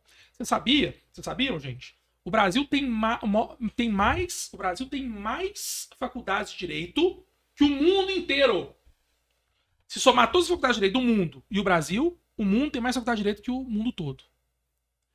Ou seja, pensa no mercado em que você vai competir com profissionais que são despejados no mercado e a sua própria sorte, mais de 3 mil por ano. Todo ano, 3 mil advogados. Ainda aconselho fazer direito. É um baita curso. Te abre porta para um monte de coisa. Você pode até, talvez, quem sabe, ser advogado. Mas, enquanto antigamente direito era o curso para se formar para advogado, hoje é o curso para se formar um sem número de profissões. Você pode ser gestor, você pode ser... Hoje tem as SA, Cidades Anônimas, os conselhos de administração. Você pode estar no conselho de administração, você pode dar aula, você pode atuar no futebol. O Paulo Brax, que fez o prefácio, a apresentação do meu primeiro livro, hoje é diretor de futebol do Vasco. O Lucas Ottoni, que é um grande amigo, hoje é gerente de futebol do Avaí. Formado em direito, foi advogado do Atlético. Hoje ele é gestor no Avaí, gerente de futebol do Avaí. Bom. Até porque o direito ele está se reinventando, né? Eu vejo isso conversando com clientes, com amigos, e cada dia parece que as matérias estão mais dinâmicas. Você tem várias funções. Você tem o paralegal, que é o cara que tem formação jurídica, mas ele atua para estudar. Então, por exemplo, o Leandro precisa fazer um parecer. Leandro, o pessoal do direito, advogado, precisa fazer um parecer. Ele está sem tempo de estudar. Ele já tem a linha que ele quer, mas está sem tempo de estudar. Ele tem um paralegal, que não é estagiário, é paralegal, que tem conhecimento jurídico. Você fala, olha, cara, eu preciso que você estude para mim jurisprudência, doutrina da matéria de sociedade anônima de futebol. Traz para mim. O cara com o paralegal vai te entregar e vai te dar os subsídios ali para você poder fechar o seu parecer. Então, o direito, dentre as profissões que a gente tem hoje, é aquela que te abre um leque imenso. Agora, você tem que estar disposto a trabalhar, você tem que ser gentil, você não pode ser preconceituoso, porque hoje o mundo não cabe essas coisas. Eu falo muito, olha, quem não é visto não é lembrado. Você tem que ser visto alguma coisa. Nós estamos aqui, a gente está sendo visto. Com certeza. As pessoas vão lembrar da gente. É isso aí. Né? Então não adianta você ser o cara que mais entende de direito de empresa do mundo, do universo. Mas ninguém sabe quem é você. Aí tem um outro que entende bem menos, mas que as pessoas veem, que ele se vende, que ele conversa.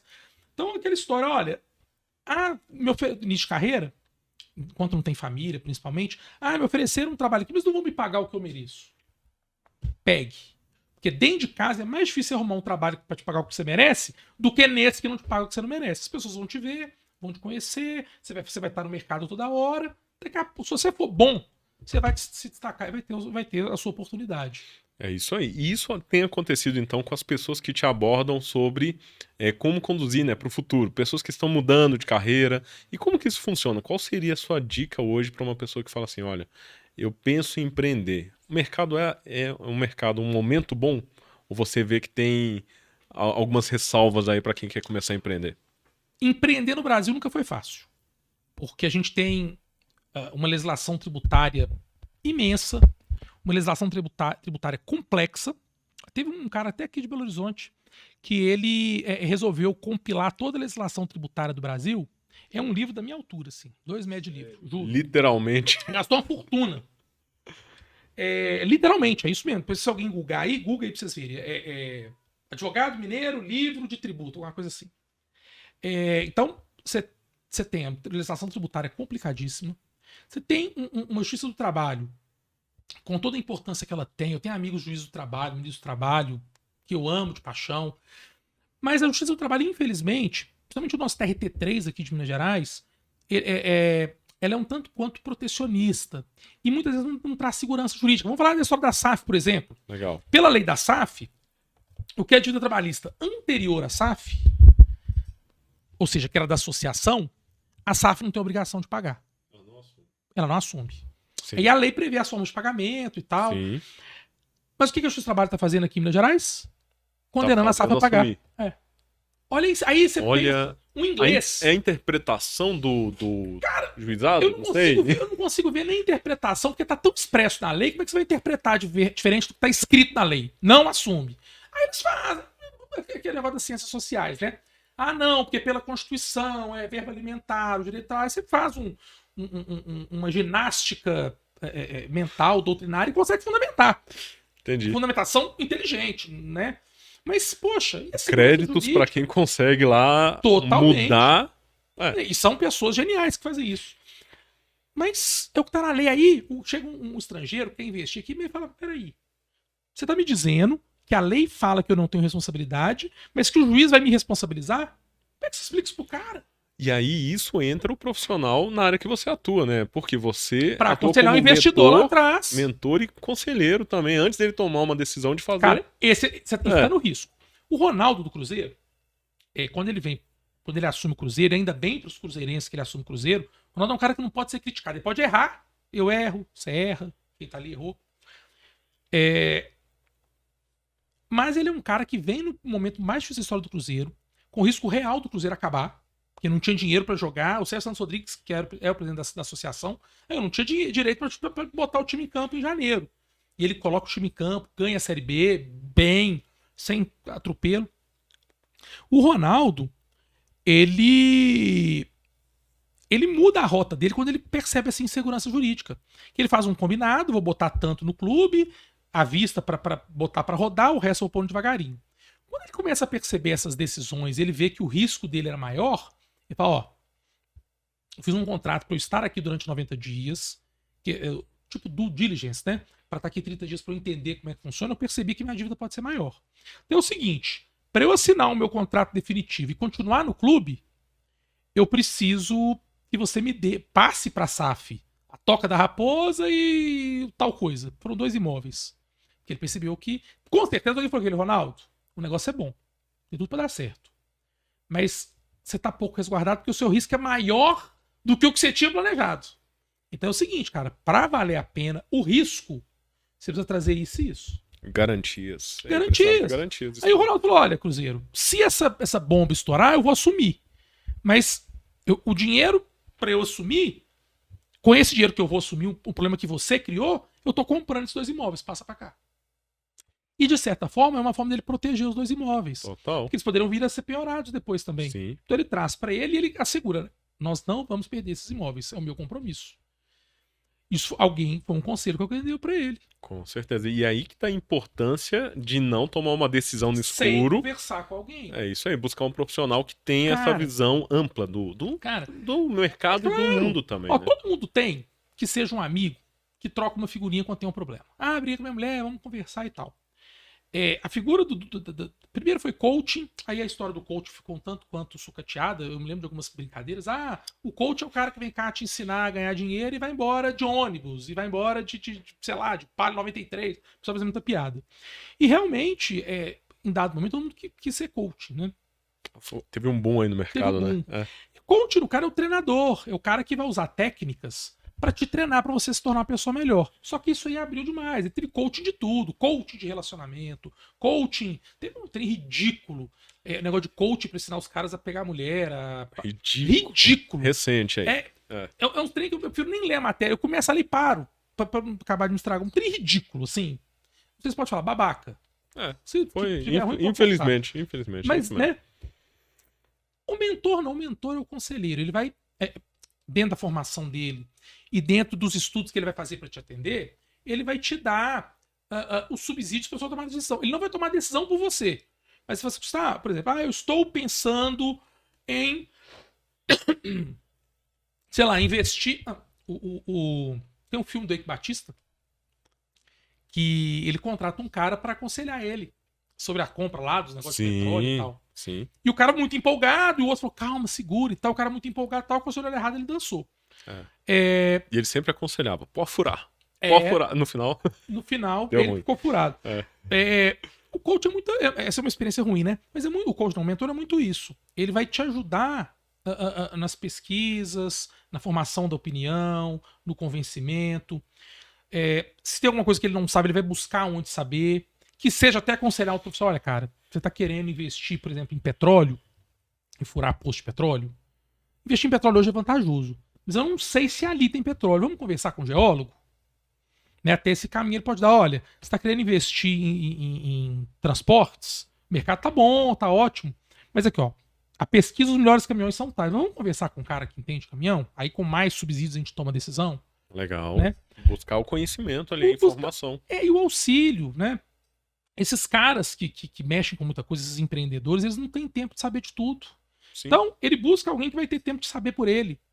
E aí a pessoa municia de informação para ele tomar decisão. Quem assistiu Game of Thrones aí não tinha o mão do rei? Você assistiu Game of Thrones? Engraçado que não. Ainda não. Eu falo que tem 3 séries que são icônicas, assim, que todo mundo tem que assistir. A primeira é Friends. Eu sou da geração do Friends. Na casa eu tenho uma parte lá do meu escritório. Um culto ao Friends, com imagem, com foto, com tudo. Então Friends, é a número 1, tá número 1 do mundo. Depois é Game of Thrones, que é uma série incrível. E depois é aquela série pra relaxar, que é uma série incrível também, que é o Chaves. O Chaves é um seriado de humor. Então, pra mim, essas 3 séries aí, cada uma no seu tempo, cada uma com sua proposta, são geniais. No Game of Thrones, a gente tinha ali o mão do rei, que era o cara que o rei nomeava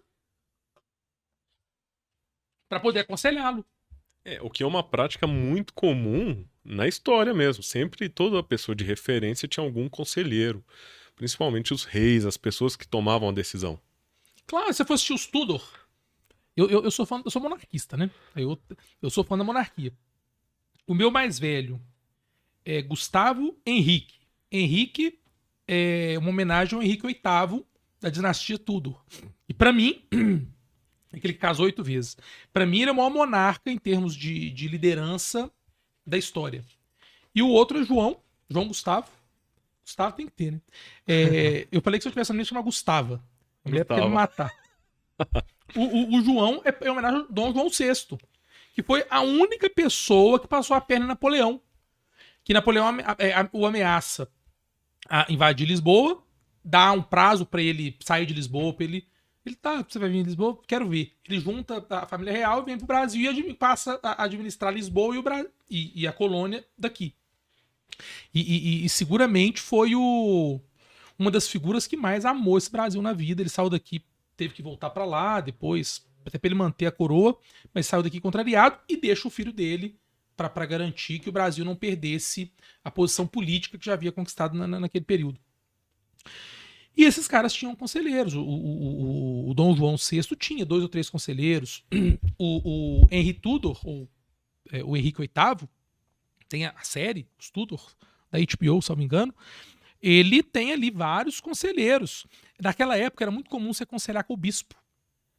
Bispo de Westminster, que é a catedral lá, ele se aconselhava com o bispo a todo o tempo naquilo que ia fazer. Que era até um cargo que não era somente um religioso, mas uma pessoa que entendia de todo... Era um ministro de Estado. Um ministro de Estado. Ele tinha uma influência política e também conhecimento do mundo, dos negócios, de tudo. Fortíssimo. Ele conversava com outros estados e tal. Os ministros dos nossos presidentes são conselheiros. Totalmente. E, Gustavo, a gente falando aqui sobre negócios, sobre mercado, principalmente o nacional, né? Vamos deixar uma dica aqui para o pessoal que está acompanhando esse episódio. Se fosse um cliente seu que entra em contato com você para conhecer sobre essa parte, né? Receber uma mentoria sobre negócios, qual mercado você hoje aconselharia uma pessoa que queira investir em algo aqui no Brasil? Qual mercado você vê um potencial? Tem umas variáveis individuais. O mercado de serviços é um bom mercado hoje, principalmente se você entender do serviço. Então, por exemplo, um nutricionista abriu um negócio de comida saudável. Então, mercado de serviços de algo que ele entende. né, de entregar o produto. Um fisioterapeuta que abre uma academia, né? Então, os serviços... porque o investimento do serviço é relativamente baixo, né? O investimento Exatamente. inicial é relativamente baixo. Tem uma barreira de entrada mais fácil, né? Muito mais fácil. Hoje tem cowork, dependendo do que você for fazer. Eu vi outro dia aqui em Belo Horizonte, um lugar que eu achei uma ideia sensacional, que é eu falei com minha mulher que era um coworking de comida. Tem um nome mais sofisticado, que é um coworking de cozinhas para pessoas fazerem por outra entrega. Então Que você passa na legal. porta ali, é ali perto do Jack Rock Bar, ali na região da Savassi Não, ali. e gera uma solução absurda, né? Pra quem precisa da estrutura e não fornece. Você sabe cozinhar, você aluga, paga, você tem tudo ali. E um ponto excelente. Região Centro-Sul, né, gente que compra. Então, eu sempre gosto da parte de serviços, porque o custo é menor do investimento. E se a pessoa tiver alguma expertise na área, a chance dela errar é muito menor. Verdade. Segundo ponto é pensar numa franquia. Por quê? E hoje tem as micro franquias, tem franquias muito baratas aí. Sim. Na franquia, você já vem com tudo pronto. Aquela etapa de estudar mercado e tal, você avança nela 90%. Aí você vai olhar a sua região, dentro da cidade, onde que é melhor e tudo mais. Então eu gosto muito das franquias, que podem ser as franquias maiores ou as micro franquias, vai depender um pouco do tamanho. E, finalmente, a área de alimentação. Aí é claro que se você tem um comércio, quando eu falo alimentação, não é o... Porque, gente, é diferente. O restaurante presta o serviço de fazer a comida para você e te vender a comida pronta. Quando eu falo alimentação, é alimentação in natura. O saco de feijão, é o pacote de arroz, que é aquela que o cara não vai deixar de comprar. Ele vai cozinhar em casa, mas ele não vai deixar de comprar. Esse é um mercado que nunca vai acabar. Tu não precisa comer. Mas você precisa de um capital de giro maior. Por quê? Ainda que você abra uma pequena mercearia, você tem que ter o produto ali. Sim, Se o cara, em estoque. Se o cara começar a ir ali para comprar café e açúcar, só ter o café não tem o açúcar, ele vai andar um pouquinho mais, ou vai pegar um ônibus, ou vai no outro local mais próximo, para ir no lugar para ele comprar o café e o açúcar junto, tem que entrar em 2 lugares. legal. E um outro fator também na comida e no comércio em geral é que o pulo do gato é comprar bem. Só comprando bem você vai vender bem. E se você é muito pequenininho, você vai ter um trabalho de pesquisar onde serão os melhores lugares que você vai conseguir buscar a sua mercadoria. Ah, não, o açúcar é em tal lugar, no Ceasa. Ah, não, mas o café é bom comprar do produtor, sei lá em Itabirito. Você vai ter que estudar muito aonde comprar ali o seu mix de produtos para você vender bem e vender barato. E eu não vou nem dizer porque normalmente os mercados pequenos eles não competem em preço com os grandes supermercados. O ganho que ele tem, o que ele entrega de diferente, é com a padaria. E é um pouquinho mais caro, é a proximidade. Uhum. É mais fácil ter uma padaria pra você ir a pé da sua casa do que ter um grande supermercado. São poucos, né? Fato. Então, é a proximidade, é a conveniência Isso aí. e a rapidez. Você entra no supermercado, ele é muito grande. Então, sei lá, achar seu produto, vir pro caixa, tem fila, o cara compra mais. Então, você conseguir num minuto, até na hora do almoço. Nossa, a mulher pediu pra eu comprar arroz. Aí você entra rapidinho na padaria, paga um pouco mais caro no arroz e leva. E você não quer perder o tempo de entrar no supermercado, estaciona, anda, pega elevador. E aí você tem que pensar estrategicamente o local que você vai implementar aquele comércio. Pode ser uma padaria, pode ser uma merceariazinha. Você tem que pensar a comodidade do cara estacionar e entrar ali rapidinho para pegar alguma coisa rápida. Se tem alguma empresa próxima e que o cara pode na hora do almoço correr ali, aí você faz um estudo. Então eu trabalhei nessas 3 linhas: serviços, franquias e, se a ideia for realmente para o comércio, eu pensaria na alimentação. Muito bom. E você comentando sobre alimentação, eu até lembrei de algo. Tem um mercado, como você falou, essa loja, né, a conveniência, ele está muito ligado à experiência do cliente também, né? Por exemplo, dele ir lá e encontrar um sanduíche pronto, dele chegar, pegar e consumir. Como você vê esse mercado de alimentação básica mesmo, a necessidade básica do arroz, do feijão, desse mercado de alimentação por experiência, onde o cliente vai para ter um lazer, além só de consumir também? Isso não é só na alimentação, não. Tem a teoria do Customer Experience, né? Segundo o qual, isso faz muito sentido com a geração dos millennials, principalmente, em que as pessoas... A música do Titãs, a gente não quer só comida, a gente quer comida, diversão e arte. Em que as pessoas, elas não querem necessariamente ter um produto. Elas querem viver uma experiência. Hoje, eu assisti uma palestra do dia de um cara da FIT dizendo, gente, a coisa mais difícil que a gente tem hoje é convencer as pessoas jovens da necessidade de comprar um carro. Ninguém quer mais comprar um carro. Então, eles tentam vender carro com a experiência, que liga o carro ao sucesso, liga o carro à liberdade, ao despojamento e isso tal. aí. Eles Status. querem entregar mais do que um veículo para te levar e te trazer. Porque hoje, para te levar e te trazer, você tem os aplicativos. Exatamente. Que o pessoal pode criticar, talvez vale a pena dar uma regulada, mas popularizou o transporte individual de pessoas, em detrimento do coletivo. Então, hoje, quando um cara, um jovem principalmente, ele vai adquirir qualquer coisa, ele vai comprar qualquer coisa, ele busca, na grande maioria das vezes, mais do que o produto em si. Uma experiência. Aí você falava aqui, não sei se posso falar, da graminha que é instagramável. Isso aí. As pessoas adoram ir em locais instagramáveis. Se você tem na sua padaria ou na sua mercearia um cantinho lá que tem alguma coisa legal, tem um restaurante aqui em Belo Horizonte que é muito famoso, porque ele é cheio de cantinhos. Tem um cantinho lá do Harry Potter, tem um cantinho do Game of Thrones com o trono. A pessoa vai para uma experiência, né? Ela não vai lá só para comer o prato, não, ela vai para uma experiência. Outro dia eu fui no restaurante, pedi lá perguntei, o que é isso aqui? Tinha um nome lá diferente do macarrão, e eu não sou fã de macarrão, não. Aí o cara falou, não, é só um macarrão que ele é feito aqui na sua frente. Eu falei, como assim? Cara, aí o cara vem, ele traz um prato com a carne, você fala assim, caramba, cadê o macarrão? E daí a pouco ele volta com dois potinhos, vou chamar de potinhos, ele junta os dois e mistura. É o molho e o macarrão. Ele faz a mistura e joga no meu prato na minha frente. Poxa, achei legal. Aí você filma. Não tem aquele cara que joga o ouro na carne? Tem. Isso é experiência. Experiência, você agrega valor ao seu produto. Hoje, o gourmet, né? Você gourmetiza o seu produto. Então, é claro. Sabe quem faz isso muito bem aqui em Belo Horizonte? O Verde Mar.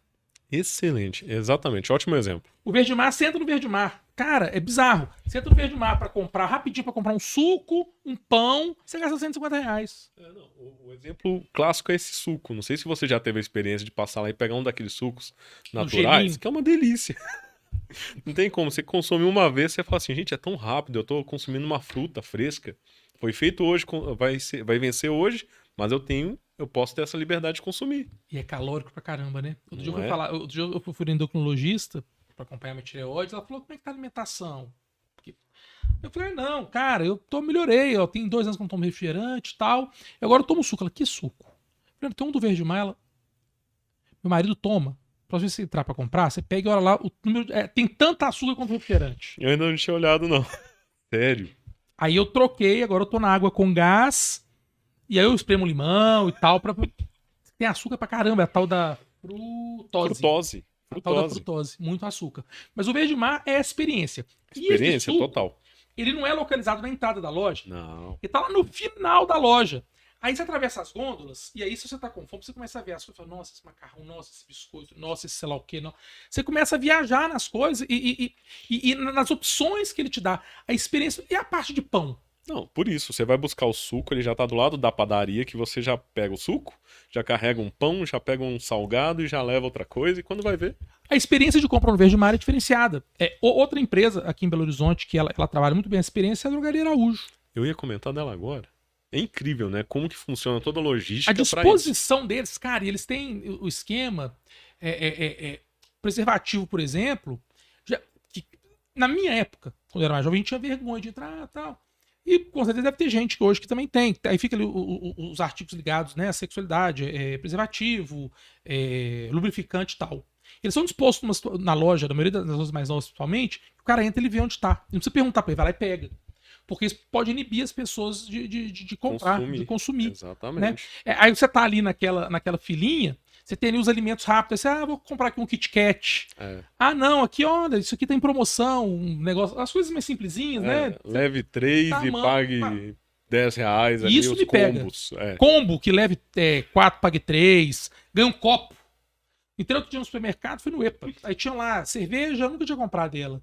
Império, acho que é isso. Império na compra de 2 caixas ganhei 2 copos. Eu levei as 2 caixas pra ganhar os copos. Foi espontâneo, pá, pegou. Espontâneo, Mas essa história da experiência é legal. Tem alguns supermercados, vou falar.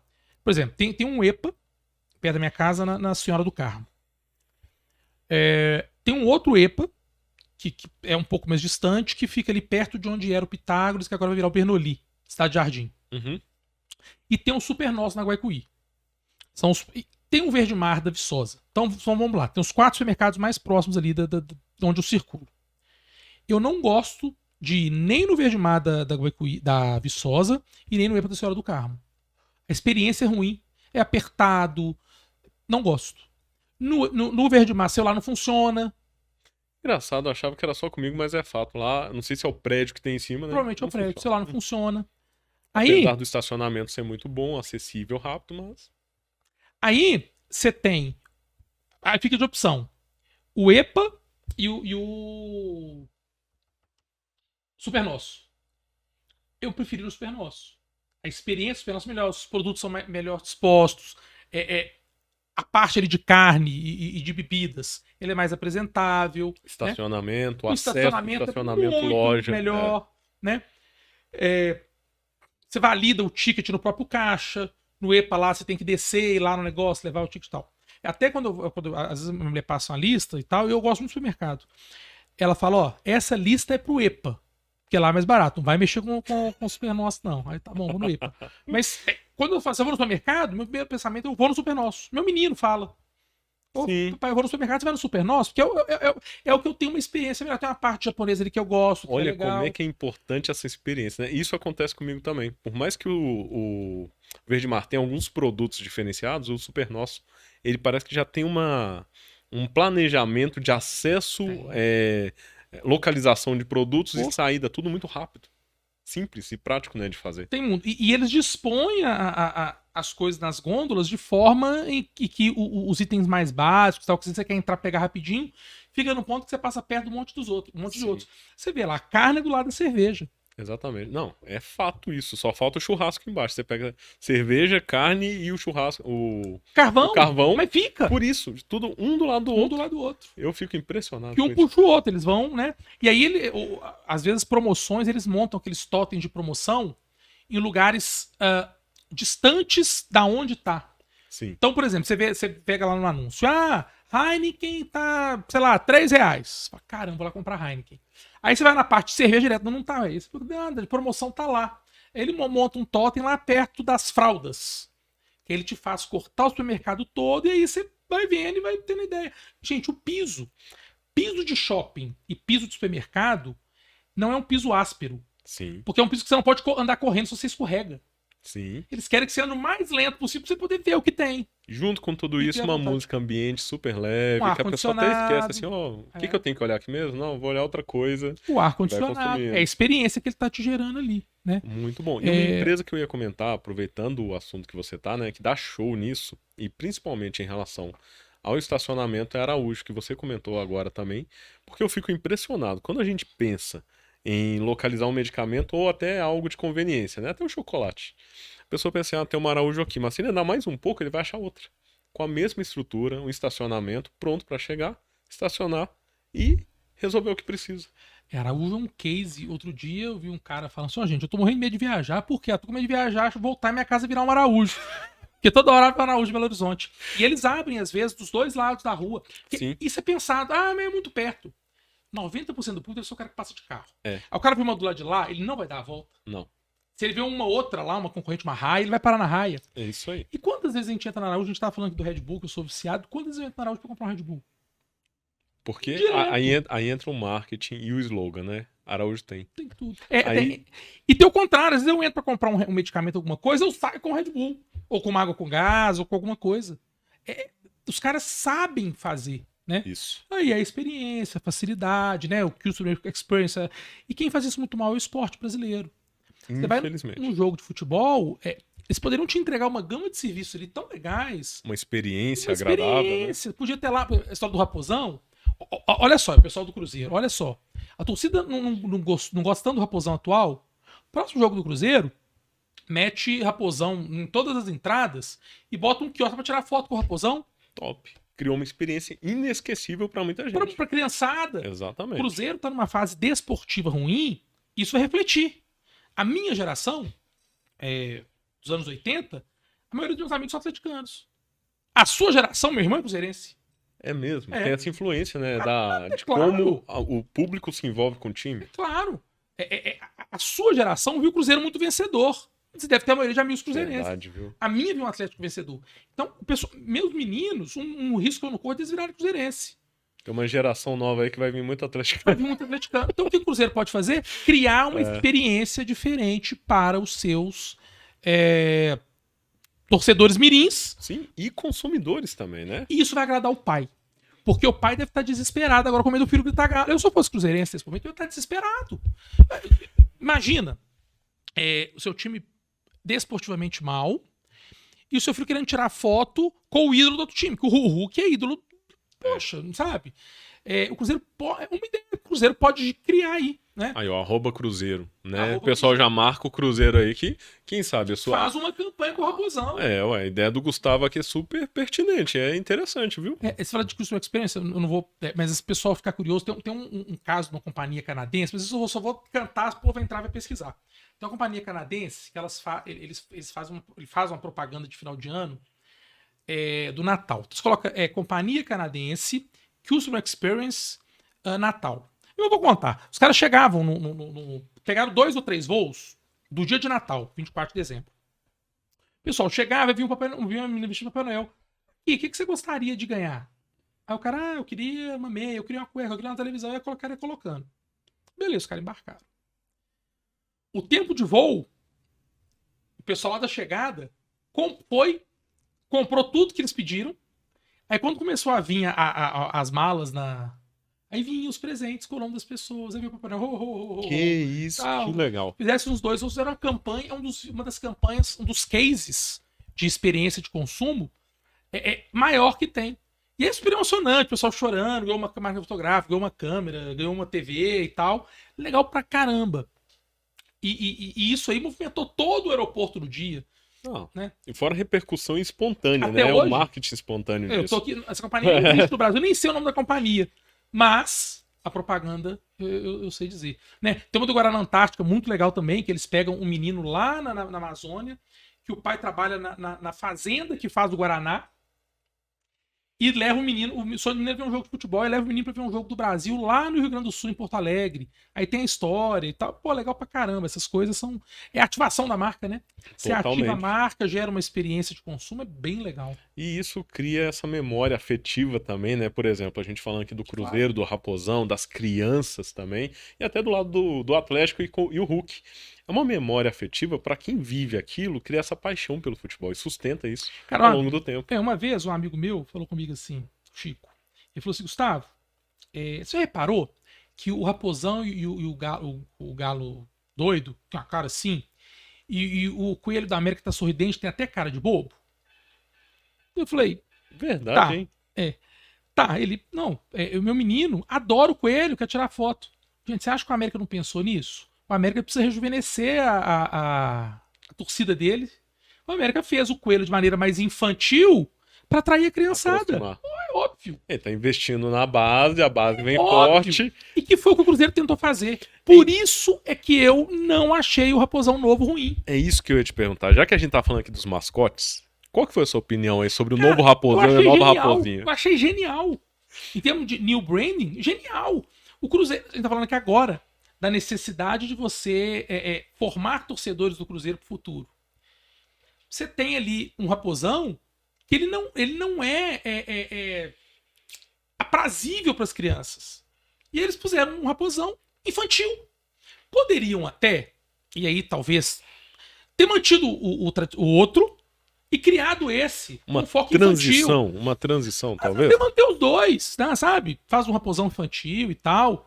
Poderia ter né, eles poderiam ter estudado essa possibilidade. Mas a ideia ali, pelo que eu pude compreender, é fazer um Raposão mais afável, mais sorridente, porque não mais gentil, mais próximo das crianças. Era essa ideia que eles queriam passar.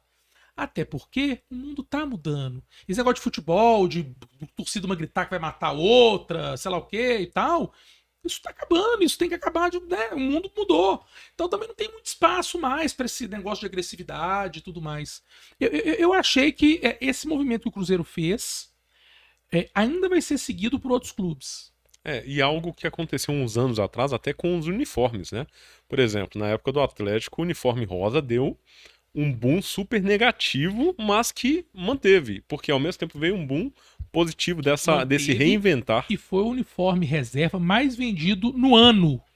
Todos os clubes do Brasil Uniforme de reserva, não, uniforme de treino, mais vendido. Eu tenho essa camisa. Então, e hoje em dia a gente não vê resistência nenhuma mais. Aquilo que houve várias críticas, né? Hoje em dia o pessoal tá utilizando, tá na torcida, tá no dia a dia. Tem hora que tem que ter coragem pra fazer as coisas, né? Ontem, eu fui no show do Skank, eu fui com a camisa rosa. Adoro rosa, não tem nada a ver, né? Exatamente. E a cor bonita. São coisas que a gente vai com o tempo, né? Com a medida que a gente vai evoluindo e tal, a gente acaba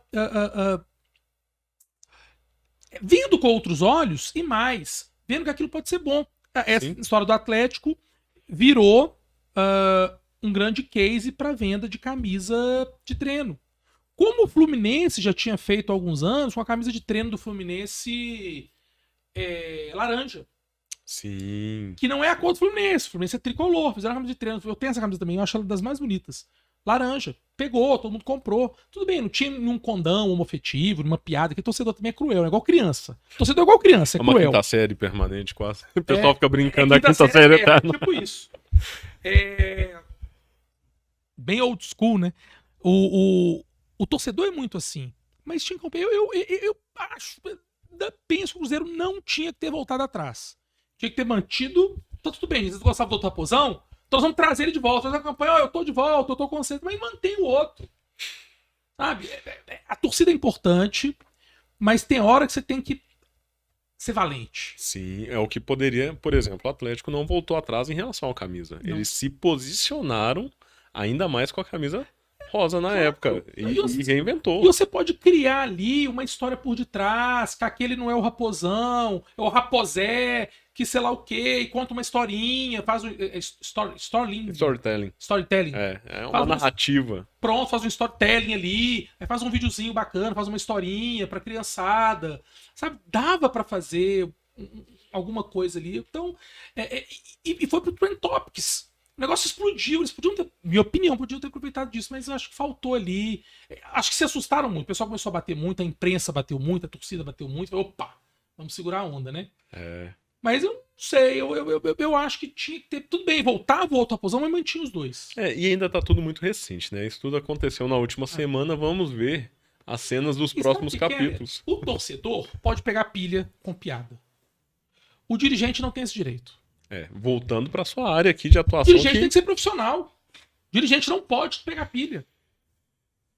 Ele tinha que explicar e tal. Olha, foi por isso e tal. Se vocês erraram, vamos ver. Tá, mas vamos manter os dois, então, por enquanto. Legal, interessante. Um posicionamento sóbrio. Assim, ele tá no meio termo ali. Nem foi demais pro lado. Recolheram o anterior, falaram que vão montar um comitê com isso, com aquilo. Burocratizaram um processo de branding, que tem que ser um processo, muitas vezes, ágil, pra você não perder o trem da história. Burocratizaram o processo para dar uma satisfação. E será que esse público que vociferou tanto é um público que geraria retorno para o clube, sabe? Aí poderia fazer um convênio, já que deu tanta. Sabe, como uma empresa de brinquedo faz o. Interessante. Sei lá, tinha muita coisa para fazer, eu acho que eles erraram. Sabe quando a emenda se apel com soneto? Como é que é isso aí? A emenda se apel com soneto. Ah, sim. Foi isso aí. E a gente falando sobre isso de experiência, é como você falou, a oportunidade. Quem dá show nessa área são empresas como Netflix, que aproveitam situações, às vezes, que pode sair um pouco do controle ali dos dirigentes, mas conseguem alinhar com o propósito, com a visão da empresa, de um jeito muito leve, né? Sem burocratizar, como você falou. Prime consegue promover uma experiência de compra, né? Aí você entra lá no negócio, lá o Amazon, né?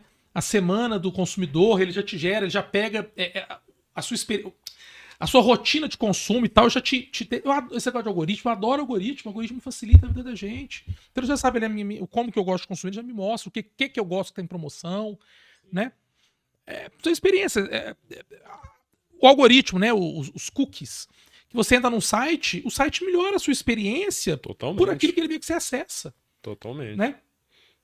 Isso é fabuloso. E o mundo hoje é o que a gente falou. A gente não quer só comida, a gente quer comida, diversão e arte. Você vai num restaurante, você não quer sentar ali e comer qualquer prato com a mão, não. Você quer um prato legal, ter os pratos bonitos, bem apresentados, né? Você quer viver mais do que satisfazer a sua fome. Você quer se satisfazer da experiência de estar ali. Às vezes com alguém que você gosta, às vezes sozinho. Então é muito mais do que isso. Muito bom, Gustavo. E, novamente, para quem está acompanhando esse episódio aqui, né? Qual que é o arroba do seu Instagram? É @Gustavo LP Souza com Z. Muito bom. Você deu para acompanhar aí, né? Quase 2 horas, se eu não me engano, de podcast, que a gente bateu um papo aqui sobre diversas áreas. A Uau. gente falou de futebol, a gente falou de política, a gente falou sobre negócios, business. E, é claro, relembrando aqui todo esse conteúdo que a gente falou, o Gustavo tem disponível aqui 2 livros. Primeiro, esse daqui, SAF, Sociedade Anônima de Futebol. Primeiras linhas, incrível. E esse aqui, Gerindo Campeões. E, Gustavo, tudo isso que a gente falou tá muito ligado ao seu dia a dia como mentor, como palestrante, como escritor. Eu queria deixar também os seus contatos, né? Para quem quiser conhecer mais, entrar em contato com você, bater um papo como esse. Quais são os meios de contato? Vamos lá, vai ser um prazer, vai ser muito legal. Eu adoro conversar, adoro rede social. Pelo Gustavo LP Souza, você consegue me achar em quase tudo. Então, tá no Instagram, @Gustavo LP Souza, LinkedIn, Gustavo LP Souza, Twitter, @Gustavo LP Souza. Eu tenho o meu site, www.gustavolpsouza.com. Até um site que eu até uso ele pouco, mas ele tá lá, tem muita informação, tem uns arquivos legais para poder baixar. E podem me achar até no WhatsApp.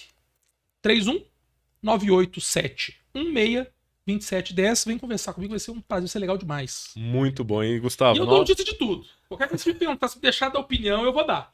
É isso aí. Isso chamou a atenção no Instagram, porque lá fala de direito, política, esporte, futebol e no final, dou notícia de tudo. Então, Até de Big Brother. até de Big Brother. Você sabe que eu queria ter participado do Big Brother. Eu cheguei a mandar eu tenho um vídeo. Tá no meu canal do YouTube, que eu quase não uso, mas esse vídeo tá lá. Divulgue lá no Instagram pro pessoal Eu dar vou uma divulgar, olhada lá. vou botar no meu Stories hoje o vídeo. O vídeo é sensacional, tem 20 anos. Isso foi em 2000. Eu vou falar, eu sou pentacampeão, foi em 2022. Foi pro BBB1, talvez. E meu sonho era participar do Big Brother, eu achava aquilo o máximo. Hoje não tenho mais esse sonho, eu envelheci, passei do tempo. Mas eu assisto, eu acompanho lá, dou meus pitacos, eu comento, critico um, critico o outro. Adoro. Gente, ó, novela e Big Brother. Eu falo que a cultura pop nos ensina muito. E o Big Brother, ele é mais do que tudo uma experiência social. Olha como que as pessoas reagem. A pessoa acuada, ela fica agressiva. É muito interessante. Eu acho ali uma experiência social incrível. Muito legal. Então, olha só, já segue o Gustavo. Gustavo LP Souza no Instagram. Já acompanha também, tem vários vídeos lá no YouTube, não é, Gustavo? Tem alguns vídeos lá. Teve uma época que eu produzi muitos vídeos, depois eu dei uma arrefecida. Vamos ver, quem sabe a gente não volta depois, né? É isso aí, com certeza com muitas novidades em breve. E, Gustavo, novamente foi um prazer te receber aqui no BH Podcast. Eu espero que seja o primeiro de muitas conversas que a gente ainda tem aí pela frente e que a gente possa bater papo sobre outros temas que hoje não deu para aprofundar tanto. Cara, eu tenho certeza que eu acho que a gente quebrou o recorde até dos podcasts que você já fez, ficamos 2 horas conversando, um papo delicioso, eu mal vi o tempo passar. Se tivesse uma cerveja, um torresmo aqui, a gente ia embora. E é mais ainda. Nó. Mas foi legal demais, Leandro. Valeu, muito obrigado, né, pela oportunidade, por a gente estar aqui podendo debater essas coisas, expor um pouquinho das nossas ideias. E sempre que for convidado, estarei aqui. Vamos ver, acho que a gente tem uns projetos legais que a gente pode desenvolver junto aí e pode vir coisa boa. Valeu demais e pessoal aí também valeu. Não deixa de me seguir, não. Eu fico super feliz quando eu vejo lá. Fulano tá te seguindo, fulano tá te seguindo. Fulano, eu acho que fico feliz pra caramba. Bom demais, Gustavo. É um prazer te receber aqui, como eu disse agora há pouco. E para você que acompanhou esse episódio até aqui, assista outros episódios e, além disso, siga o nosso perfil no Instagram, @BHPodcast, porque lá tem vários cortes. E vários cortes desse episódio aqui também você vai encontrar lá os melhores momentos prontos para você compartilhar com a pessoa que você conhece, que tem algum assunto em comum com você. E siga também o @Gustavo LP Souza, que você vai conhecer muito mais sobre o conteúdo que ele compartilha nas redes sociais. Um abraço e até o próximo episódio do BH Podcast.